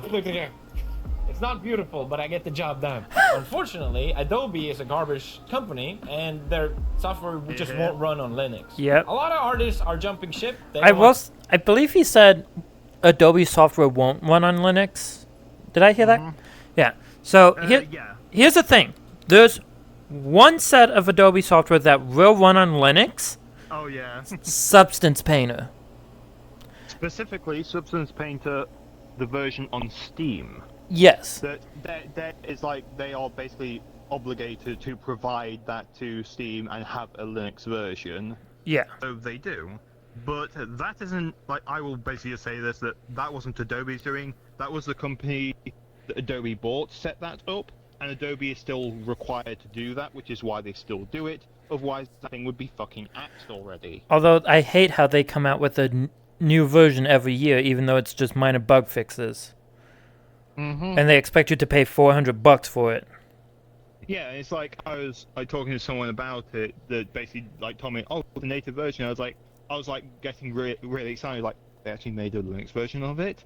I might have to actually help, like, sort of praise Adobe. It's like, no, it was a company that did it beforehand. It's like, God fucking damn it. And it's the Steam version only. It's like, great, so now it's time to my Steam account. Isn't a bad thing. And then the other thing, 400 quid. It's a lot of money. I can't afford to pay that.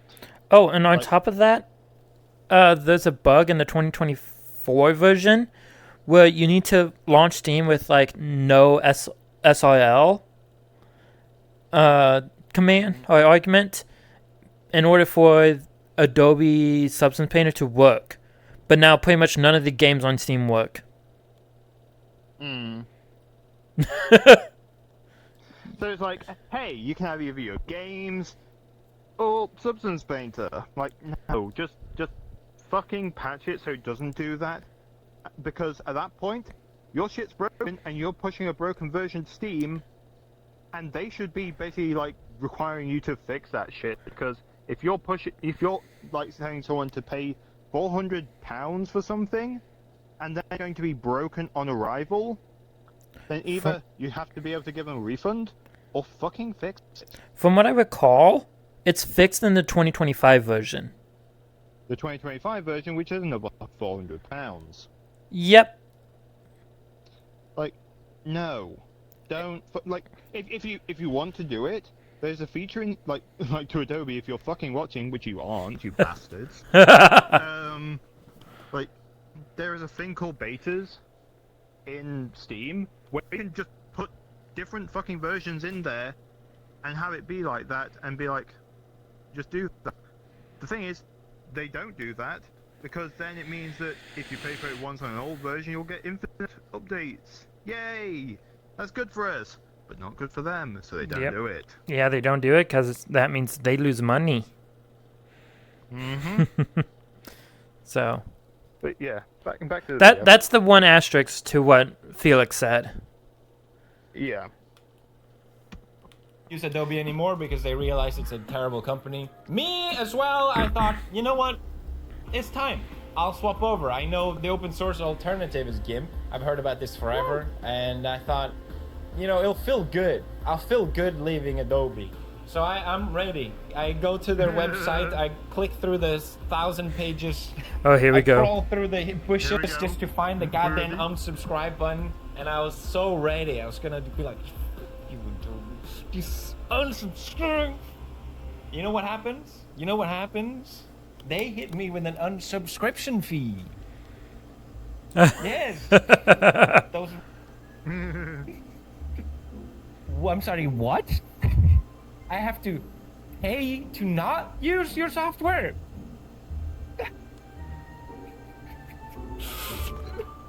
It was like. So here's a thing I would do if I was paying a subscription to Adobe. I would use one of those privacy.com virtual cards, and I would set it. And like when I wanted to cancel, I would just delete the card. And so that way, when they go to charge the card next year, it's just like, nope, card doesn't exist. Adobe gets mad, but it's just like, guess what, Adobe? If you're gonna charge me to terminate early, you don't get to charge my card anymore at all. And yeah, I will say like, and this is a fairly sort of scummy thing they do is that you'll have the monthly cost for it, which will be pretty fucking high. You'll have the yearly cost, which is like, well, who's going to pay that in advance? And then there's a second one, annual, billed monthly. But the secret is, you're basically agreeing to basically just 12 months of paying that. So if you want to back out in the middle, then like they basically be like, okay, you're leaving the contract early, okay, pay up.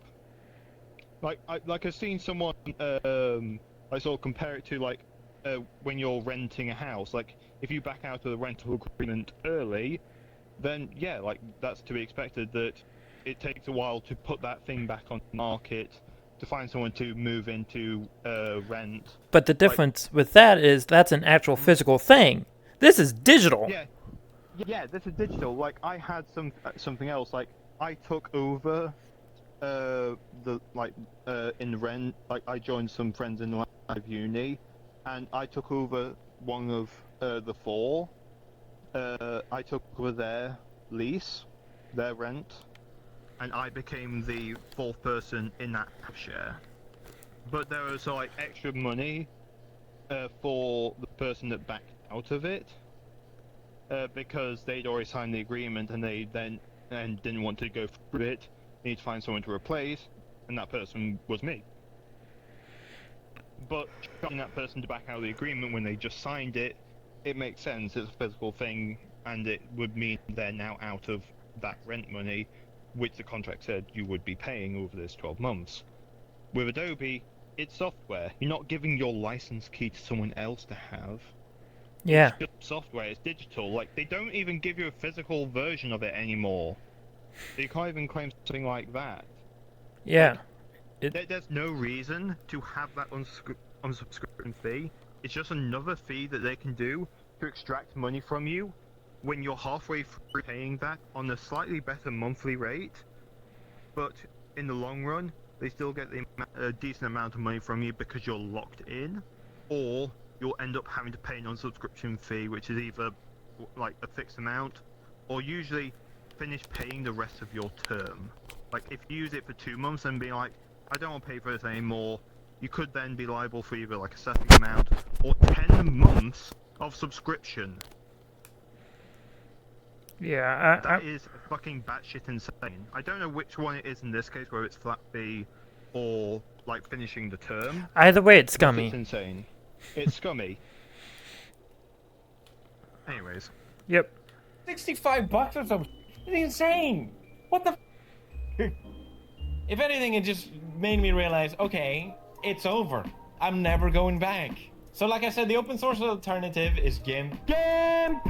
And since this is Linux, open source, you can do whatever you want. I downloaded this icon pack that changed the icons so they look like the Photoshop icons. That helped a little bit. I will say for like this, like he goes on to basically be like, oh yeah, replace icons with like ones that look more like Photoshop. If you're used to Photoshop and you want to switch to GIMP, there is something called PhotoGIMP, which you can use to make it look more it looks more similar to Photoshop. It's still GIMP, it's still like that, but it's rearranged so that it looks more similar to Photoshop. Might be useful if anyone's watching.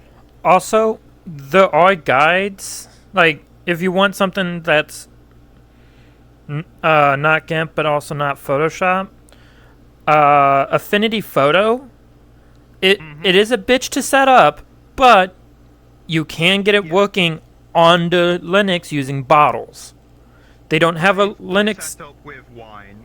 I set up with Wine as well. Bottles will use Wine, but there are ways to get up like the Affinity Suite setup.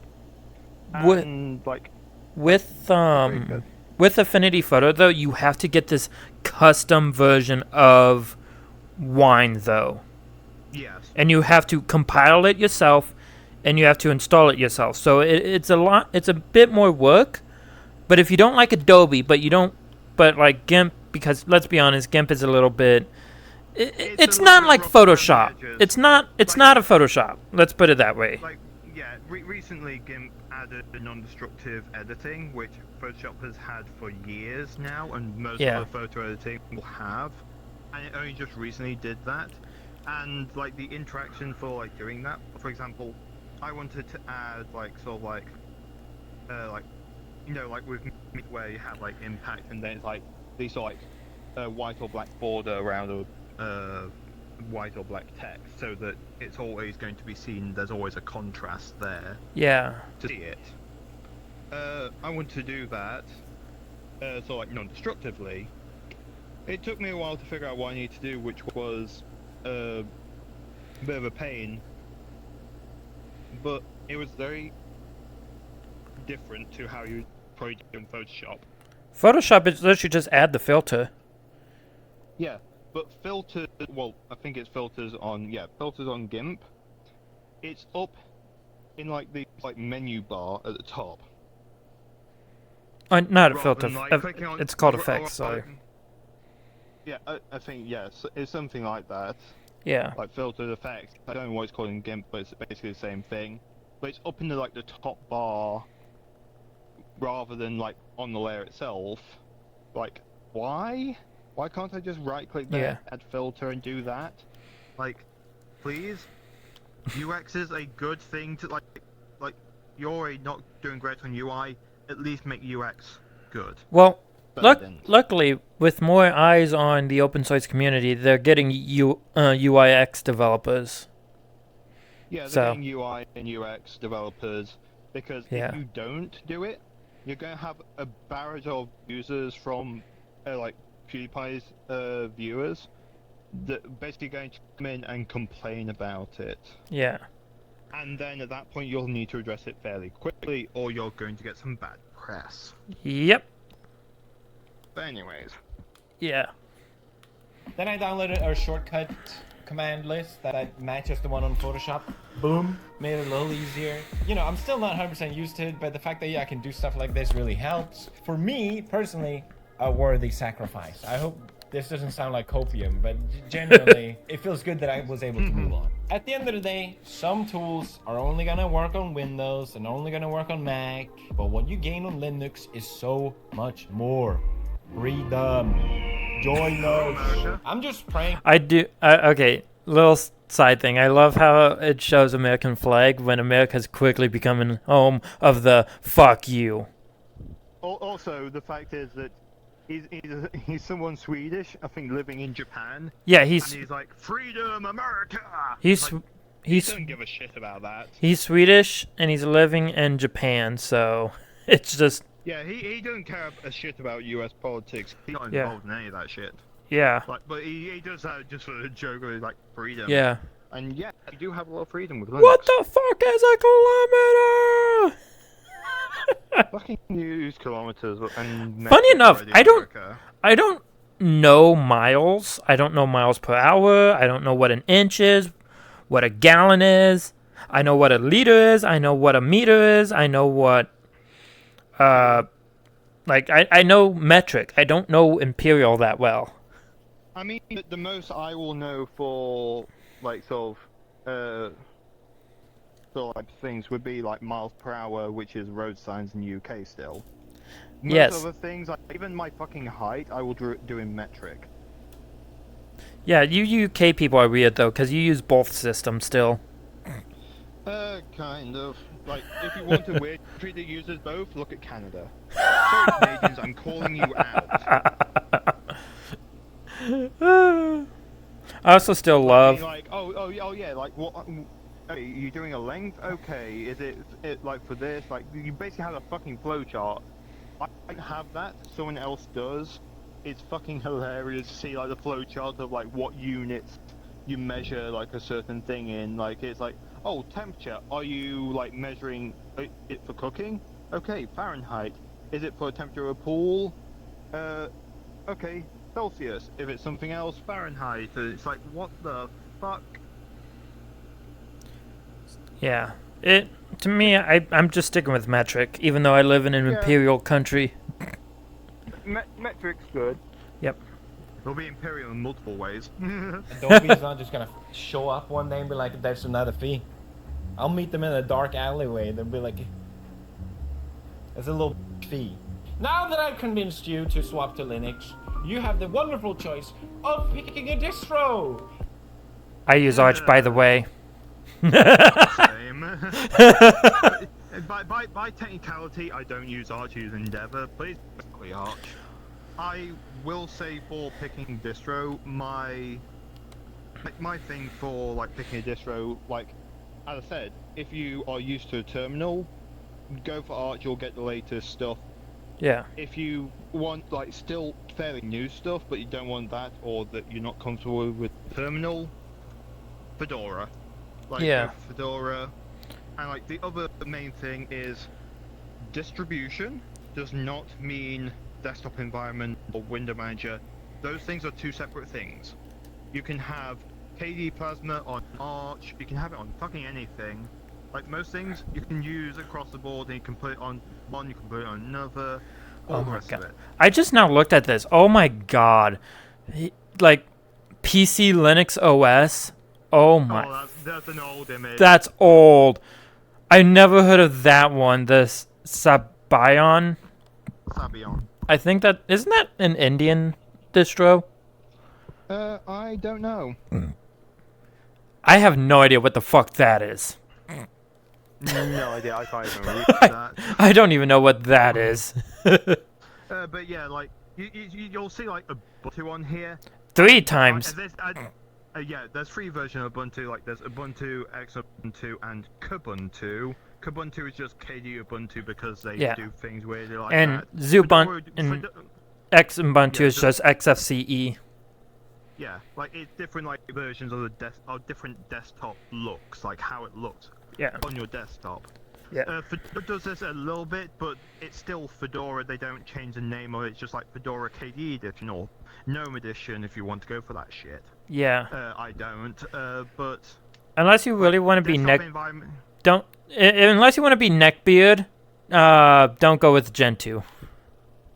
Gen 2 is one thing I likely won't go to. I've tried installing it before on a virtual machine and I ran into headaches on that because turns out it doesn't because of like how I was doing it, like if I didn't use just a binary kernel, turns out you have to enable the virtual machine drivers as well. Because you built everything from source on Gen 2. Yeah, And it's just like, no. I think one time on one of my computers I installed Gen 2 and I had to there was like so many packages to update. It took it 37 hours to compile and update everything. Hmm. And I'm just like, yep, nope, takes fuck a this. It takes a long time for Gen 2, and I don't like it like that. I have a friend that did it on hardware, and I say that he's fucking insane for doing that. Yeah. Like, he daily drove it on his desktop, like, People what the fuck? People want to say, oh, if you don't value your time, use Linux. No, if you don't value your time, you install Gen 2. Yeah. Like, the people that use Gen 2 are truly insane masochists, because it's like, why?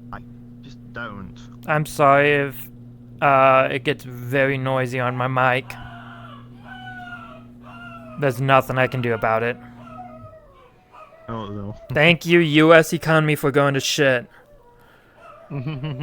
But yeah, like if you're looking to pick a distro, my general good bet would be Arch or Fedora. If you use the terminal with Arch, if you don't want to do like the whole terminal install of Arch, use Endeavour OS is what I use. It's basically pre-set up graphical Arch Linux, and you can, like any other distro, you can just try it out. You can put it on a USB, and you can just try it on the USB, and just see how it works for you. You don't like it? Try a different one with a different desktop environment. The one thing I would say is if you want to try out different Linux distributions, get like a 128 gig flash drive and install this one cool program called Ventoy. It's really nice. It doesn't work with everything. It doesn't work with everything, but it's really damn good at working with 99% of the stuff out there. You just put the ISOs into the Ventoy into the Ventoy drive, and then at boot you can select what distro you want. It makes it so easy to test out different distributions. Yeah, I would say though that all you need is like an 8 gig USB, and you can throw one of these on here. Like Arch is like hilariously small. It's like 300, 600 megabytes. So yeah, the requirements for it is like you need like 300, I think it's like 300 megabytes of RAM and Yeah. only like 500 megabytes of storage. Like, it like Arch can get comically small if you know what you're doing. There's also You don't damn need small to- Linux. There's also things like that, but for the most part, Arch or Endeavour OS. If will you do for that. if you want to just get into or gaming, Fedora. if you want to get into the gaming side and be bleeding edge, use Endeavor. If you're comfortable with the terminal, go Yeah. Arch Linux. If you just want to like Yeah. if you want kind of more of a general use type thing, like you don't mind being a little bit Fedora. behind, go Fedora, or I Yeah. would say, if not Fedora, go with Linux Mint. Yeah, Linux Mint is a little bit behind, and it's what Felix uses on Yeah. his main machine. He'll go into that later. So but Linux Mint is He- definitely behind by quite a bit because it's based off of Ubuntu, which Ubuntu is based off of Debian, and Debian takes their sweet time. Debian takes their time with doing it, and the only other thing I'd say on the distro front is I don't recommend Ubuntu anymore. There's so many things wrong. Stay with away it. with Canonical. Stay away from Canonical. Like, they have a package format called Snap, and it is just It overrides don't. apt. Oh yeah, like your expectation is use like a package manager to install software, and you can just sort of like tell it, okay, install these things, and your expectation is like if it's apt, use apt. If it's Pacman, you'll use Pacman. But not on Ubuntu. If you say apt install Firefox, so telling apt to install Firefox, it will use Snap instead. It will just do that, and Yeah. there's nothing you can do about it. Or very little you can do about it. The one thing you can do is you can uninstall Snap. So if you uninstall Snap, it goes default route. But Yeah, then but it's if you like- do a dist upgrade though, Snap comes back. Yeah, so basically, Canonical is the Microsoft of Linux. Everyone hates them. Yep. Like a lot of software will target Ubuntu or Debian. More often now, like with things being like Ubuntu ended up being like the thing a lot of people recommended because it was fairly good. Now, no, that title has gone to Fedora. I will never recommend Ubuntu.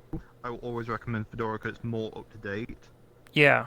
and generally a lot better thing. Yeah. But I would also argue the Ubuntu derivatives, like the Linux Mint, do a good job of stripping out what Canonical does. Yeah, Linux Mint can do things like these downstream distributions from Ubuntu can do things where they undo the fuckery, Yeah. but they will be behind on packages. So Fedora or Arch is usually your best bet. They're usually fairly ahead in things. Yeah. Anyways. So. But the.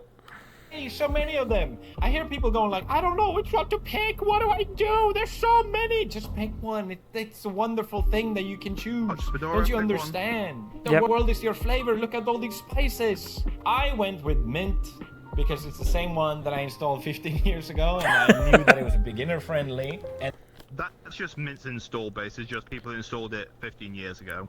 that Yep. it still holds up. It very much feels like Windows, just better, okay? You don't even need to touch the scary terminal. If you don't want to, you don't have to. It's okay. You should though. Yeah, like if you can mess with it, absolutely use Terminal because it's so much more efficient. Yeah. Like, you'll be like, okay, how do I do this? And usually the response will be, here's the terminal commands you run. Always check what commands you run, but usually it's like if you ask for help, someone will usually give you a series of commands to run. Always To read. check what's going. Always check read the what's commands. going on. Always read the commands. Sudo is the same as administrator on Windows, So always be careful of what you run with sudo. A If you good run- a good way of remembering what sudo does is that sudo stands for super user do. Yeah, And if super you- user is administrator. Yeah, and if you remember, super user controls the entire computer. Yeah, so the super user, which is root, does that's everything on your computer. Like they are the highest authority on your computer. There's nothing higher than them. If root wants to destroy everything on your disk, it will just fucking do it with the right options. Yeah, and It will just get to work. yeah, and on top of that, I like to tell people, unless you're updating your system, you should never be seeing a prompt for typing in a password to for a super user. Yeah, Yeah. unless something's installing something, and typically you don't use that through a package manager. You typically shouldn't see sudo or it asking for your sudo password, because at that point it's no, you shouldn't be doing that. There's some cases in which for example with VR with Envision, it will ask you for it in a graphical way, and that's for specific reasons. Yeah. But they will usually tell you why. Yeah. So my neighbor, they had an old HP, and Windows was just decided to crap out on it. I installed Linux Mint for them. They got used to it. And the one thing I told them after I got it set up was, okay, if a pop-up ever pops up when you're on this view and it asks for your password, and it doesn't, and it's not from the whatever the program is called that downloads updates. I forget. Software store, whatever. Yes, something like that. Unless it says it's that program requesting your password, do not put it in. Mm-hmm. So, and yeah, funny enough, that HP computer decided to finally kick the bucket, and what I did was I simply told them, "Hey, go down to Micro Center, grab this cheap computer, and then I'll set it up for you." And what I did was I took out. It was a Dell Optiplex they bought because it was a refurbished one. I took out the crappy SSD because it had a not a Kingston, but I think it was called like Kingstoy, a Kingstoy drive, which any Optiplex that comes in that's refurbished always has it, and it's always a dead fucking drive. So the one thing I did was I took the drive with the Linux Mint install out of the HP, put that in, replaced the SSD on the Optiplex with that drive, and then, Linux Mint just booted right up. Yeah, smooth thing, same as it was before. It works. Yep. I will say, I might bring this up next time we do this, but a video from No Boilerplate where he goes into Linux desktop a bit there. It's a little bit more technical, but he was the unreasonable effectiveness of Linux workstations. The idea of it is don't go for laptops if you need power. Get a really good powered desktop, and he also advocates for Linux on it, and then just have a laptop for if you need to quick things on the go. But typically, you don't need the most power on your laptop. The power is on your desktop. I always hate those mobile workstation things because it's just it's not as powerful as an actual desktop. Yeah, he goes into it in the video I will bring up later. That's a whole other tangent that I'm not going to get into. we need to get on with this. Yeah. We're only halfway through the maybe a third way. We're a third way through the video. Let's jump into my computer really quick. Oh, look at that. I'm recording with OBS. Open source. So, one thing I will say, OBS works so wonderful under Linux, but, and I cannot emphasize this enough, don't set OBS to use Wayland. OBS under Wayland, it works 90% of the way there, but there's missing features. But if you set it to do X11 and have it go through like the X Wayland thing, all the features were turned back. Yeah, like there is some problems with the Wayland version. Like there's You can't like the connect, the dots on the side, Yeah. like Twitch chat or things like that. That isn't there. and you cannot There's a connect bug. to Twitch through OBS on Wayland, Yeah. which I mean, find you can still stupid. put it- you can still put in the stream key, and that works well enough for me. Yeah, And I will just open like Twitch chat up on the monitor and just have like the But- preview as well. yeah. And that works well enough for me. but Mine may vary. I but like just being able OBS, to for the most open. part, works. I'd just like to be able to hit DP2, look over, and see all of OBS, what it is entirely doing. Like, that Yeah. just is so nice that I can just look over and see, like, oh, OBS, there's Twitch chat, there's my statistics, there's the Twitch activity feed, there's my volume stuff. Like, it's just so nice Yeah. being able to do that instead of being like, okay, there's that program, that program, that program, that program. Yeah. I mean, the main thing with like OBS is this isn't an OBS issue. It's something OBS uses that hasn't fixed these problems in Wayland, and it's something they need to fix. Chromium! If you want, you can set Chromium. A lot of issues we'll find you'll be Chromium. It's a bit somewhere going wrong. Okay, and I would like to point out, OBS is not Electron. It's not. It's So, a native actual That application. that is one thing people get confused, is that OBS, even though OBS uses Chromium, it's not Electron. It's ozone. It Yeah. OBS uses what's known as the Chromium Embedded Framework, also known as Ceph. And that's the thing that's slightly fucked with things like the side docs and the Twitch login. Yeah. That's a bit fucked. Fun fact, Steam also uses Ceph. That's Mm-hmm. why you see a whole bunch of those Steam web helpers. That's Ceph. Yep. So, But yeah, for the most part, like OBS will work fine. Like if you just quickly record and like yeah, if you're doing recordings, it works if you're fine. Doing like if you're just doing a quick recording of videos, works fine. If you're doing a quick stream and you don't care about having Twitch chat to the side, works fine. Like the most you might have would be, browser source. That's a plugin. Easy to add. You off to the races. Yep. Anyways, It's always the best source.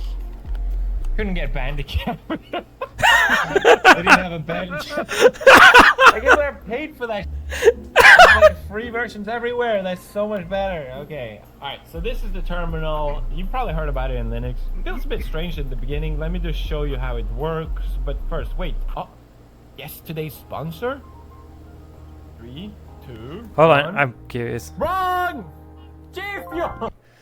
Oh my god, I hate G Fuel and all of its spot. yeah. So, But Amazing deal. If you order it with 30, this is your /PewDiePie. And I will say it is cool that he did it all in the terminal. Whoops. Oh, whoops. Yeah, like the fact he did that all in the terminal. ever gonna get with G Fuel, please take advantage on off. I'm just gonna do that. But yeah, like look at that. He did it all in the terminal, and that's pretty cool. Oh.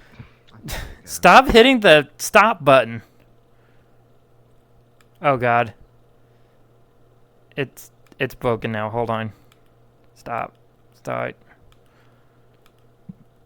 Okay, let me 9 minutes. manage the video. So yeah, but like he did all that in the terminal. That's so fucking cool. He literally went scripting with this. Yeah. He literally did scripting on this, and it's like, hey, that's really fucking cool that he did that. Yeah. Like, absolutely amazing that he went that in depth into it, and you'll see that later in the video. That Yeah. he goes pretty in depth on this shit. He's one of us. One of us. Oh, no, that, I'm just gonna keep it muted for a moment while he goes through the G Fuel crap. Don't get G Fuel. Just get fucking squash. Okay, there we go. Let's see. My general rule of thumb is if /PewDiePie. it's a commonly advertised thing, do not get it. Yeah. Anyways. Okay, so there it is. Okay. The Linux. I just noticed my computer was booting kind of slowly. So I found this command called systemdanalyze, and it tells you exactly how long it takes for your computer to actually load and what part takes a certain amount of time. And it used to be like... I actually did not know that was a command. Yeah, so many like Linux users was like watching this and be like, wait, that's a command. Like I think it's like Brady Robertson, like it does basically like a daily video about Linux or open source topics and things like that. And like it was basically like saying like most people just didn't know this command existed. I didn't know this command existed. Yeah, I didn't know. Like, I went looking for it, and the first result I get with reference to that was the Arch Wiki on optimization and performance. And I'm like, what? Like even sort of well-versed like Linux users just can miss things like this, and to have Felix to just find this and be using it. And it does like other performance-related things as well later on. But the fact that he went all in on this and did all this, and found command that people that long-time Linux users might have never known about. It's insane. I've been a Linux user for 3, 4, 5 years now, and I didn't know about that command. I think I saw my Linux Adventures in about 2016. So I've been a Linux user for about 9-10 years. Yeah, I started with my Linux stuff at the end of secondary school, just getting into sixth form. It was about then, so about 5 years or so ago. And I had this old laptop that kicked the ass out of a MacBook Air. So I just installed Linux on it and used that at school instead of the MacBook Airs. Yeah. Because I'm the MacBook Air is a piece of crap. Now, the school wouldn't let me connect it to the internet, which, fair. Yeah. But, it was still, I'm this is still way faster than the MacBook Air. I mean, connecting to their internal network I can understand, but not giving access to the internet on some things, why? Yeah. So. Anyways. Yeah. 5 seconds. I was like, dude, this is terrible. So then I found another 5 seconds. This is terrible. Already speaking like a true Linux user. This took 5 seconds. No.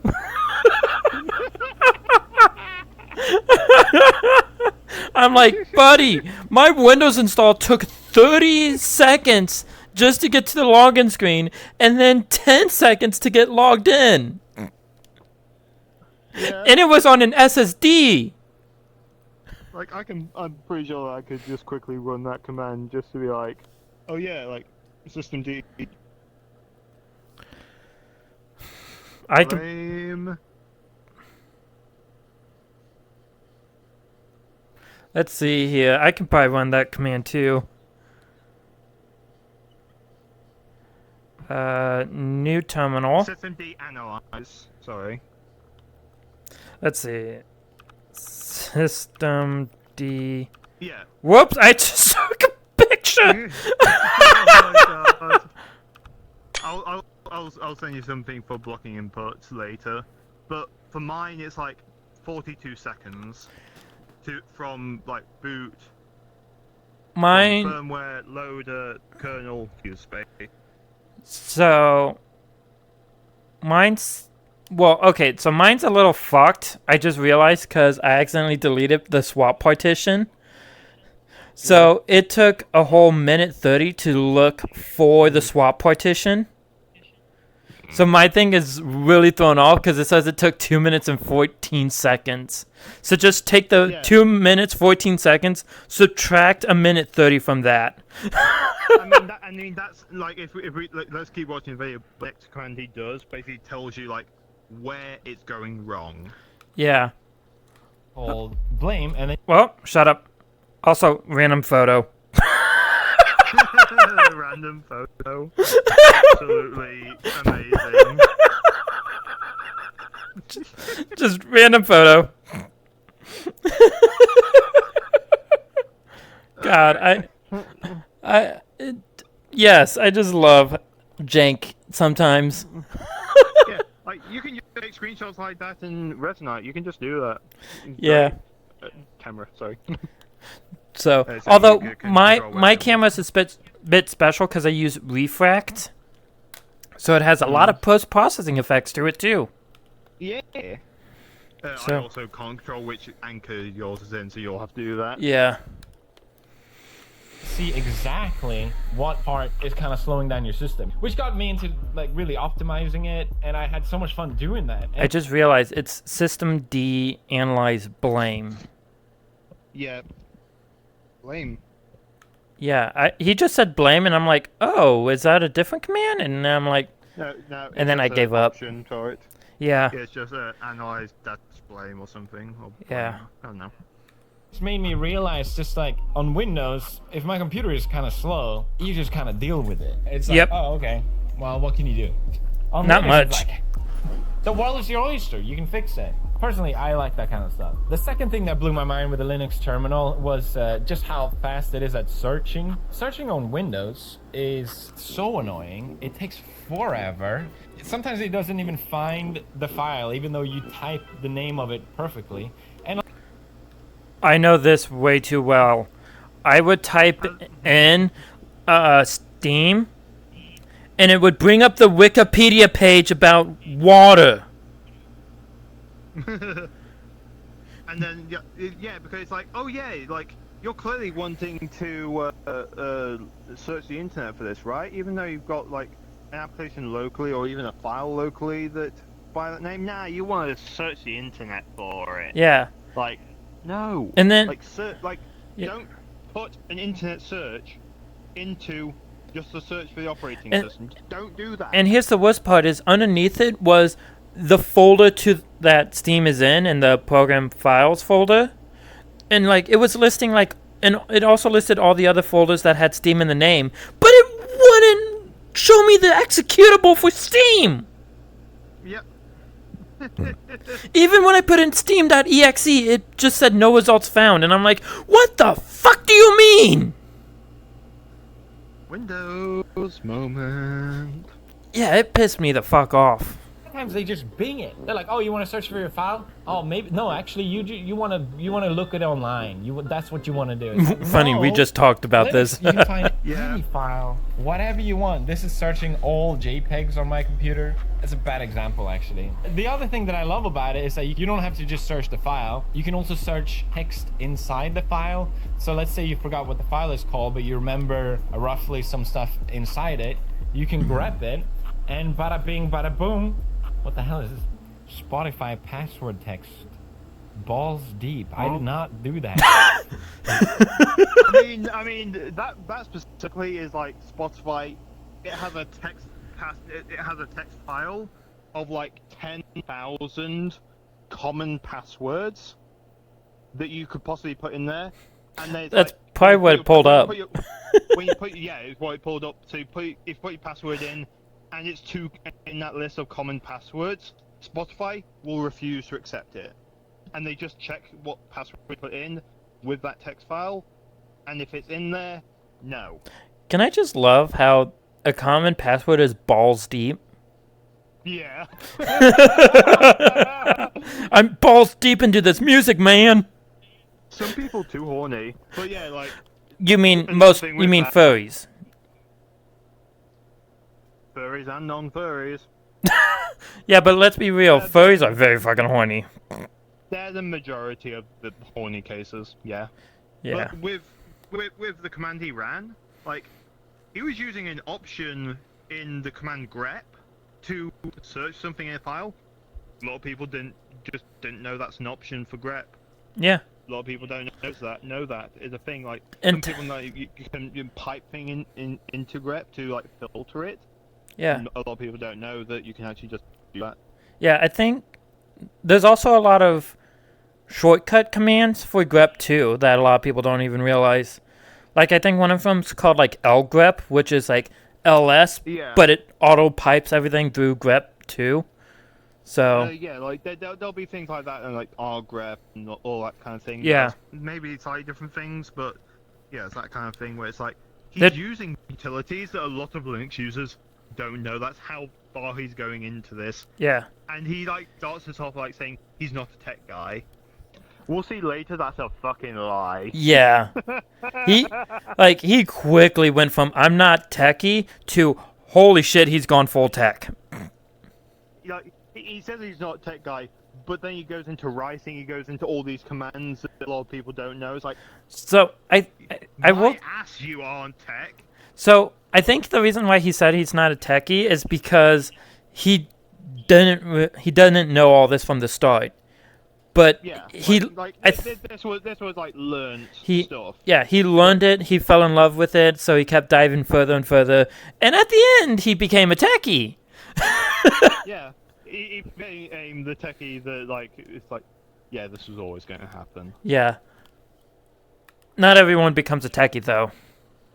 Yeah, it's fine What? to not be Yep. one. Searching files on Linux is super fast. It made me realize just how it should be on a computer again. The most obvious thing with the terminal is that, let's say you install the operating system and you need to also put all the programs that you want to use on it. Usually you have to go on the browser, Google it, look up their page, go to their download page, dodge all the fake ads and all that crap. And do that and install and run each one, wait for it to install, yada yada. It takes forever. On Linux, you just go sudo apt install, what do we want? We want VLC, Firefox, OBS Studio, boom. Something that some people notice, but not a lot of people notice, is on that, like he did like OBS Studio, and then no tab completion. That he like fixed his mistake there, because otherwise it would have failed. But Yeah. it's like little things like that. It's like nice little things, and he's like unconsciously using it. Yeah. But that's the kind of thing that's quite nice. That you don't need to know everything. Well, we'll see the extent of techness he goes. Yeah. Boom. Thank you. And now I can sit and look at the screen and feel like I'm a hacker. Yes, I know what all of this means. Every single letter I'm soaking in with my brain. There's so much you can do with the terminal. It's insanely powerful. I can make a whole video about it, but I don't want to keep this too long-winded. And in reality, I just want to show you my rise on my laptop, to be honest. That's the whole reason I'm making this video. I had this old laptop. I mean, it's not that old, but I just never used I love it. His excuse for making this video. I just want to show you guys the device I made for my laptop. Don't forget that he put Arch on this, by the way. Yeah, his desktop's using Mint, and his laptop is using Arch. Because he wanted to try it out, which is an excellent thing. Like, if you have an old laptop and you want to experiment, fucking experiment on it. Yeah. Like, I always tell people, don't be afraid to break shit, because if you break shit and you try and fix it, that's how you learn. yeah.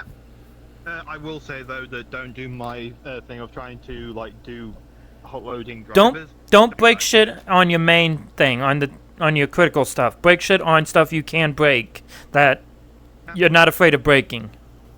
Yeah.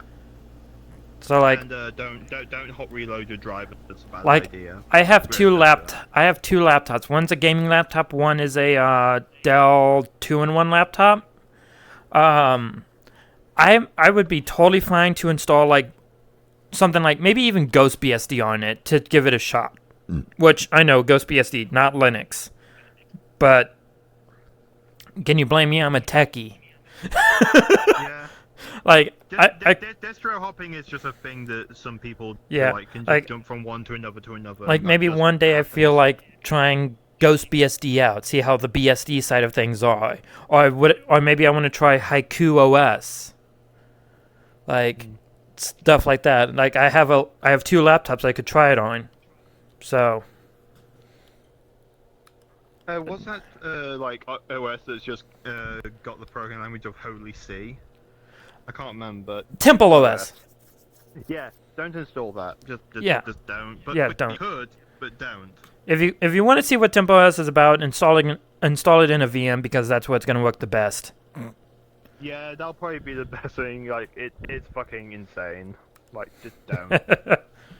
It because I didn't really like using it.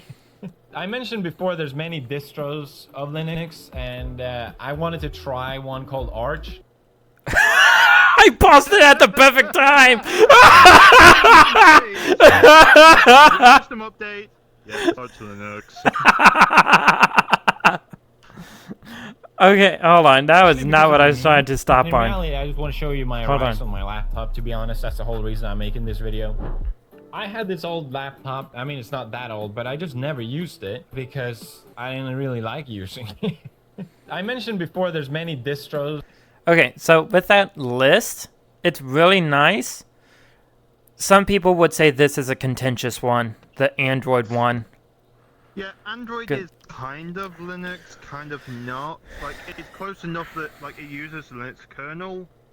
Everything else though is a lot different. Like Yeah. even like drivers on Android are way different than they are on just Yeah. Linux itself. Like, Although it it's still contentious.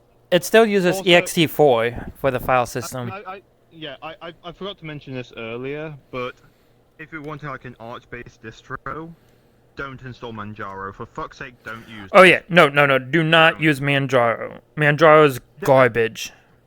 Like okay, to explain why this is like so bad, that they have like SSL certificates. Like most people set up like a little automation script to automatically renews those because like you need to do that. They didn't set one up and they forgot to renew it twice, maybe even like 3 times. This has been a common enough occurrence for them, and they haven't set up the automation for it. Let's not forget the most common thing of I installed something from the AUR and now my Manjaro system is broken. Oh yeah, because here's the fun thing, that Manjaro creates like stability on Arch by artificially delaying the packages. If you don't use the AUR, then sure that could be fine, but that doesn't mean it's stable. It just means that you're now behind, which when the AUR is expecting you to be in line with the Arch repositories of like where it gets its software from. You know, what's in You're its name. behind that. Yeah, if it's behind, if the repositories you're using are behind them, thing can and will break. Yeah, gee, it's almost... Also, Go ahead. Manjaro accidentally DDoSed the AUR twice. Oh yeah, there was that. Yeah, like they accidentally DDoSed the AUR twice, and each time, like the first time it happened, they got banned from it, and then it happened again and got banned from it again. They have the thing of like repeating mistakes of like SSL certificates, DDoSing the AUR. It's like, how the fuck do you manage this? Like, Yeah, how do you manage to like, fuck be up? Competent. Like, But- just be competent. Yeah, the one thing I was going to say, though, is like, gee, artificially delaying packages, but also having an option in your package managing software to install stuff from the Arch user repository, where they expect it to be running Arch Linux, that so isn't going to be an issue. Yeah, like they basically like gave you the like a tool to access AUR, and then they did something which could potentially break the AUR, and then gave this as it's a new user friendly.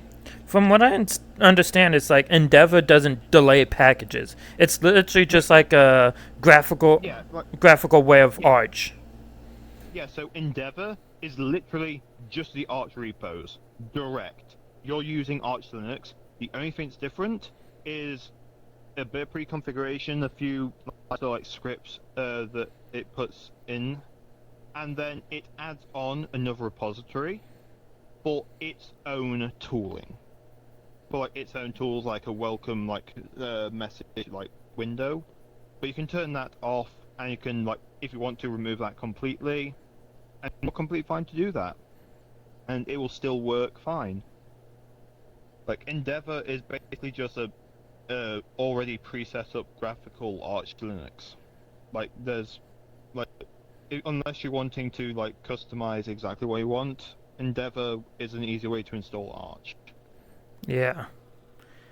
So it don't ever go with Manjaro. It's garbage. Don't go Manjaro. There's a whole website that's basically listing reasons why not. Also, I love under the Gentoo family, you got Chrome OS. Yeah, like Chrome OS is based on Gentoo. Wait, Asahi Linux is based off of Red Hat?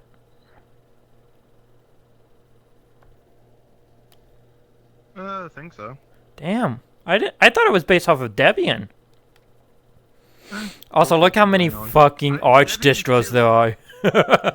Debian's too old for that shit. Yeah, there's lots of Arch-based distros because everyone likes say Arch by way. And then there's Endeavour. Yeah, there's Endeavour right there. There's Manjaro, which you should never install. Let's see, Proxmox, that's good for servers that are to be virtual machines. I run Proxmox. It's Yeah. good.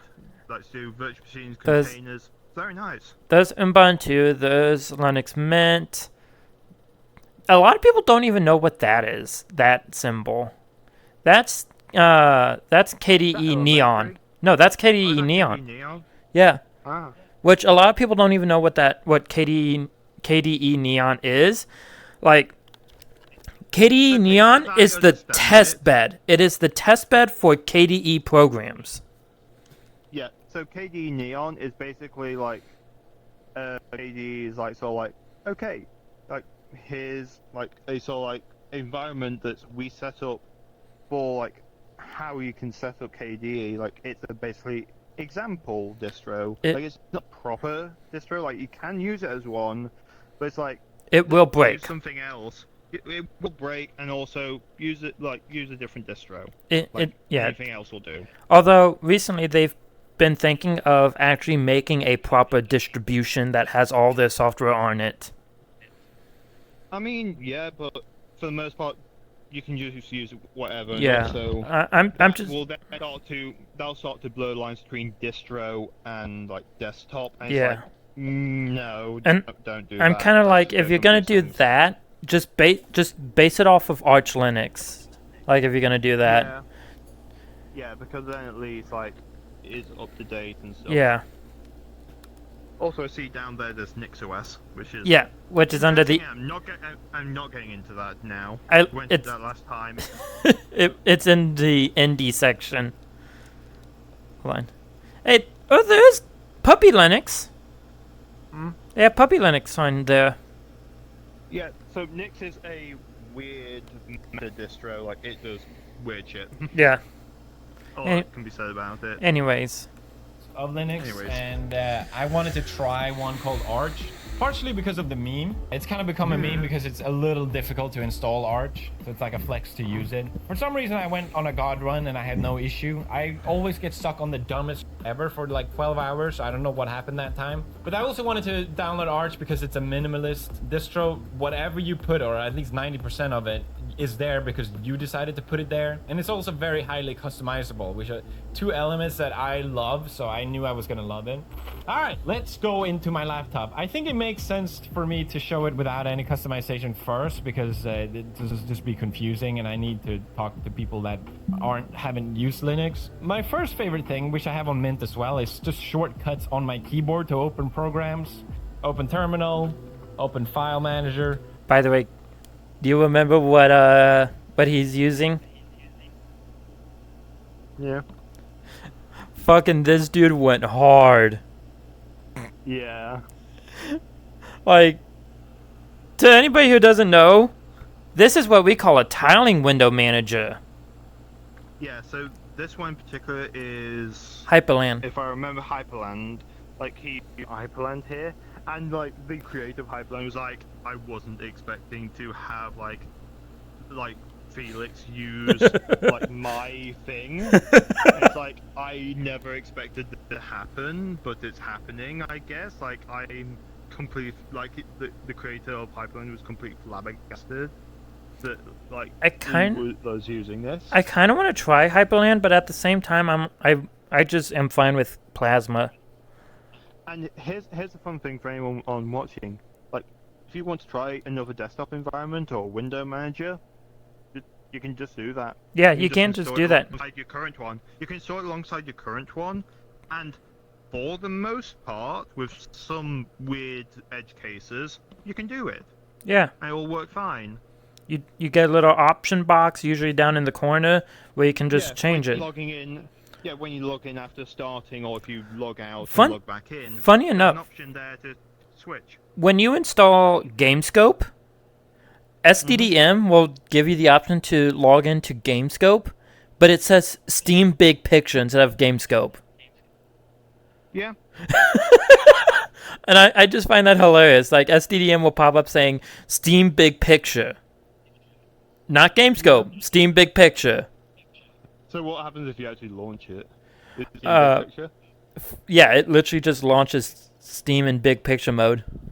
Yeah, which is pretty good because then you can like have that and then just go either into like your normal desktop or into like something like KDE Plasma. The thing with that though is that you need to, when you hit exit, it logs you out. Oh. Yeah. Unlike the Steam Deck, on the Steam Deck it's an option to go to the desktop, but I think it's like something special they did on there because it's like a different build that they did on there.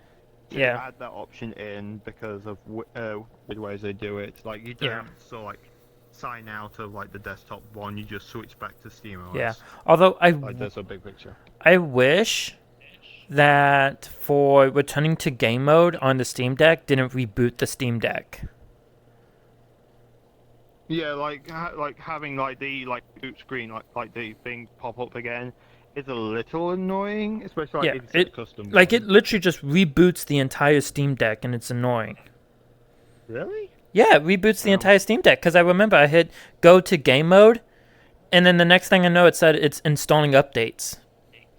Yeah, I've seen it happen sometimes. And I'm like, verifying files. I'm like, fuck! And that shortcut, it just calls system. It calls systemctl reboot now. Fucking hell. Okay. I mean, it's the worst way of doing it, but it's like... There's a lot worse ways it could have been done. But, yeah. Pyrogonite. What? Pyrogonite, take to a repair shop. That's one way of doing it. Open browser, close it, whatever, it's all there. It's such a nice workflow and have a more keyboard-centric way of using your computer, especially on a laptop. But even in general, you know, the whole like, okay, let me click on the start menu and just find the thing. If I don't have a keybind, I can open Rofi and just search for it and open it. I don't want to over-explain things as well, but yeah, this is my terminal on this animated. I'm using Alacrity, and this is NeoFetch, which shows my specs. And usually people have an ASCII art. It sounds like I'm saying ASCII. I'll call it ASCII of their distro. And if you saw my Mint one earlier, I was like, oh, it wouldn't be cool if I do like my own custom ASCII. And then I thought, oh, wouldn't it be cool if I do my own animated ASCII? So I figured out how to do. Yeah, so he went deep into the writing of this and like setting up like custom things. Like a lot of people like don't know you can set a custom ASCII image there, and like he went one step over. He went animated ASCII. Yeah. Like it's like okay, so you went even further with your writing. It's like what? Okay, you're doing that, I guess. he went hard. He went hard on the writing. He said he got too into it, and it's like, oh, no, you didn't get too far into it. And you look at it, and like you have some people that are writing like their stuff, and it's like, okay, you went actually really hard on it. Okay. Yeah, he went hard on writing. Yeah, you'll see in a bit. Yeah. Do that. It took a little bit of tinkering and schminkering, but it's just so nice to look at. I love it. So I'm running Hyperland, which is this beautiful tile manager. It automatically sorts it for me whenever I open something. This is such a nice workflow, and I can close it all as well. You can literally open these until infinite. When you're on a laptop, when you have limited screen space, it's such a great way to work with it. The fact that they're always there means I never have to look for them. That's kind of why if I ever get a new laptop, because at the moment I'm just mostly using my Steam Deck as a portable laptop.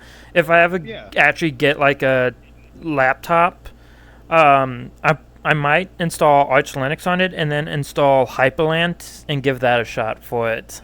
Yeah. Because yeah. I feel like a tiling window manager is useless on a desktop where you have multiple monitors. Yeah, like definitely on multiple monitors it starts a bit ridiculous on desktop because they need either sort of workaround stuff or it just like falls apart really because it's like the idea behind tiling manager is limited screen space. Yeah. As Felix was saying, of like, if you have limited space, it makes sense to do this, and he gets into it a little bit more in a sec. Yeah. But yeah, no, like, I would not suggest a tiling window manager for a desktop. Unless you only have one screen. Yeah, unless you have one screen. Then it makes sense, but if you are dual monitor like I am, I'd go with the floating, what's known as a floating window manager. And most desktop environments, whether it's KDE, GNOME, or what's that recent one? Cosmic. Are you Cosmic. thinking? Yeah. So Cosmic, KDE, and GNOME are all floating window manager. Cosmic also does some tiling as well. It does a mix of them. You can switch between them, and it's a little bit nice. Technically, you can also turn Plasma into a tiling window manager, because Plasma, it's super modular. It needs something added additional to it to do that tiling, I think. Yeah. So. But you can do it. Yep. Which is just the modularity of Linux. Because I know they're there, and if my workspace is full, I can look at this. Swap to another one.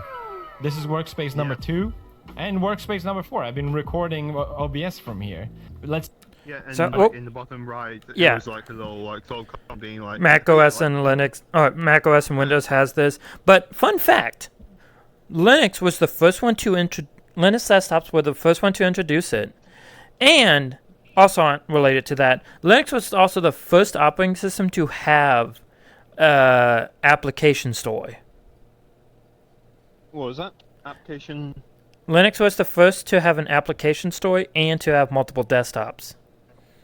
Yeah, like a lot of things like Linux did first, and then the others did it because hey, that's so much nicer to do that way. Also, I will say how Linux does multiple desktops feels so much better than Mac OS or Windows. Although one feature I would love to see in Plasma, I don't know if you've ever seen it, but like when you full screen on a Mac, you can either take up the entire desktop, or you can go full screen, like it takes up the entire screen. And that'd be one cool thing to see. Like if you have two monitors, it goes across both. It would only take up the one. Like it would just full screen on one. Like that would be a cool feature to see in Plasma. Oh, for an application. Yeah, and it creates its own virtual desktop. Yeah, could be cool. I mean, there's always like workspaces, and if you can full screen the app already, like I know that like Firefox can full screen. Yeah, I don't know if Discord has that, but like various things will do that. Yeah. But if it doesn't support it, it doesn't support it. The one thing I'll sing the praise of for Plasma is activities. Like, because like you can have a gaming activity, you can have a workplace activity, and then you can have a leisure activity, and they're all separate things with their own wallpaper. Oh. Yeah. Like the site workspaces, or is that a separate thing? I think it's the same thing. I know, like I believe, Plasma calls it activities, or it used to call it activities. Activities. I think that's something else. I know there was a thing where it might be workspaces that I'm thinking of, but you can have different stuff already pre-open on different, like sections, and they can even have their own set amount of virtual desktops. Like the complexity of okay, Plasma is amazing. Yeah, virtual desktops is one thing. I'm saying workspaces and activities is something else entirely. Usually to put, as you said, like it's designed so you can set it to different things and there'll be different things Yeah. that happen on each Like in you could have different Steam wallpapers, so- on Workspace 1, which would be your gaming workspace, and then Workspace 2 is your business workspace. Yeah. So, Because there's definitely benefits to doing that. yeah. Right. On a project on Workspace 1, I can then work on another thing on Workspace 2 and go back and forth vice versa instantly. I love this way of using a computer. It's so sick. The first thing I really loved about this Arch Hyperland setup was just how quick and smooth it looks, at least. You know, like boom, oh, open. It's so nice. It is smooth. Then I open my browser and it's like, you see that? Ew. Again. Oh, that took forever, and it loads so ugly. So my first thought, okay, well maybe I can upgrade my SSD to make it snappier and quicker. But then I thought, I'm on Linux. I can do whatever I want. So let's run a time here, Firefox. Let's ignore the CSS errors. I tinkered a bit too much. Don't worry about it. What was that? 2 seconds? Not good enough. So I figured out a way, and it's so dumb. I won't explain how I did it, but the fact that I was able to do it, boom. Instant. Boom, boom, boom, boom! I love it. I love it so much. It's these small things that makes you really fall in love with using Linux. Anyway, the first thing I custom... It kind of looks like he's telling it to do it like it looks like Firefox is trying to do client-side rendering. So it's trying to render all the extra stuff and whatnot. And it looks like he just disabled that. I don't know. There's all kinds of stuff you can do Yeah. to speed up Firefox. There's a section on it on Yeah. ArchWiki. But like one thing I noticed when he was showcasing how slow it was, you would see menu items at the top. And then like with the fast one, it's instant. Like there's no menu items.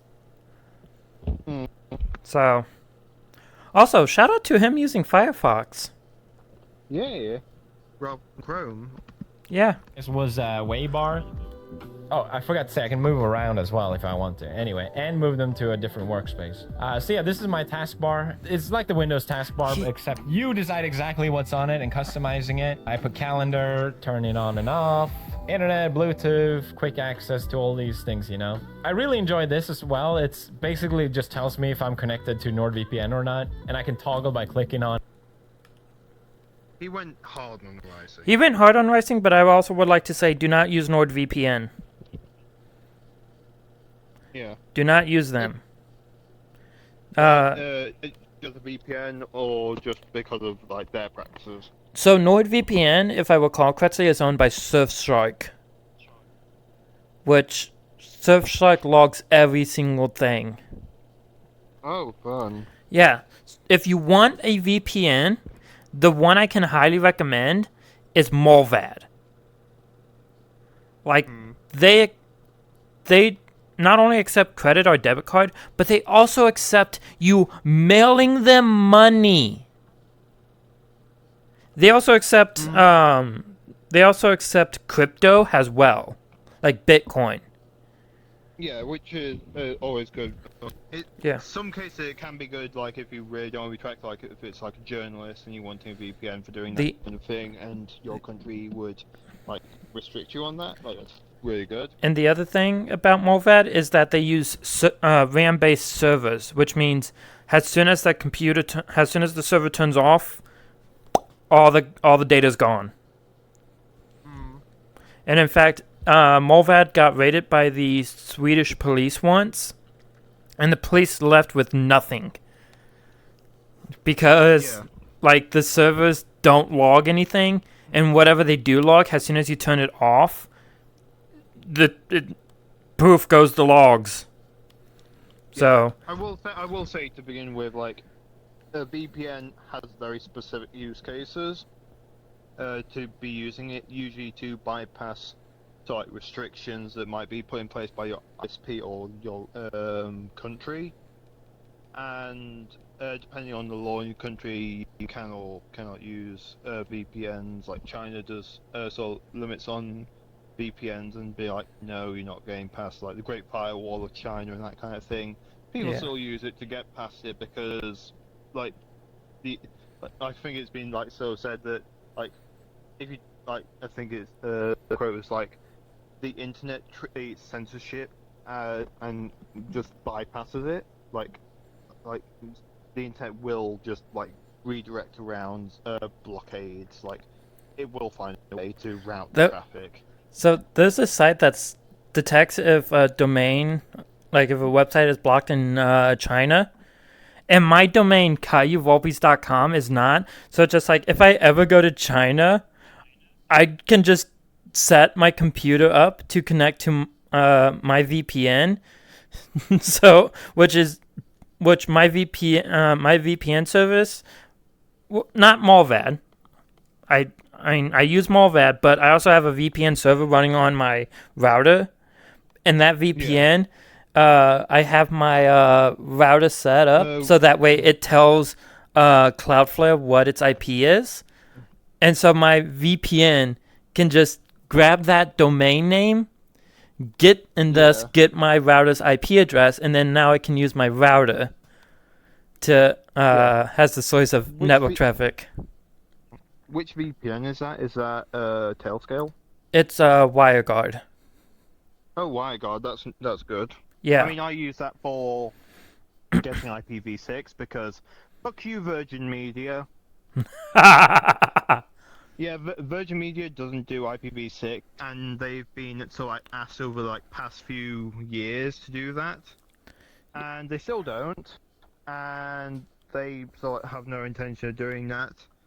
But it's like, oh, it doesn't look like they have any intention of doing it. Like, if they do that, then yeah, like pretty good service that I've had from them, but no IPv6. Like, I'm likely to go with someone else that could do like fiber to the MCs and then like just give me like IPv6 as well and give me a big prefix and just have native IPv6. Yeah. So fuck you, Virgin Media. I use WireGuard to get the IPv6, but I also use Tailscale as well if I need to just get into my network. Yeah. And it tells me which country I'm connected to. Up here it shows which workspace I'm using. Since I have this reactor in the background, I thought it'd be cool to like LARP as if each workspace. First off, oh my god, LARP. Live act, like, oh my god, the dude's going total geek. But also, that is a nice wallpaper. Yes. Was each reactor. I'm on reactor A. There's reactor B, C, and D where it's recording OBS. Then I have my battery bar, which is ASCII. I keep saying ASCII, which is ASCII art. I got the volume, and look. Well, he likes to say ASCII. Yeah, because you don't want to say ASCII. Yeah, which sounds like ASCII. Yeah, we better unlock that ass. Yep. Look, if my volume goes too low, it gets red. It's critical. Most critical. Just to really LARP the whole nuclear reactor UI. To me, it's cool. I like it. Alright, the second thing I did was making widgets with Ew. Ew was a nightmare. I'm not gonna lie. Here we go. Let me also change the wallpaper really quick. One second. Alright, so this is my desktop. Let me play some music. Yeah, like he rised hard on this. Yeah.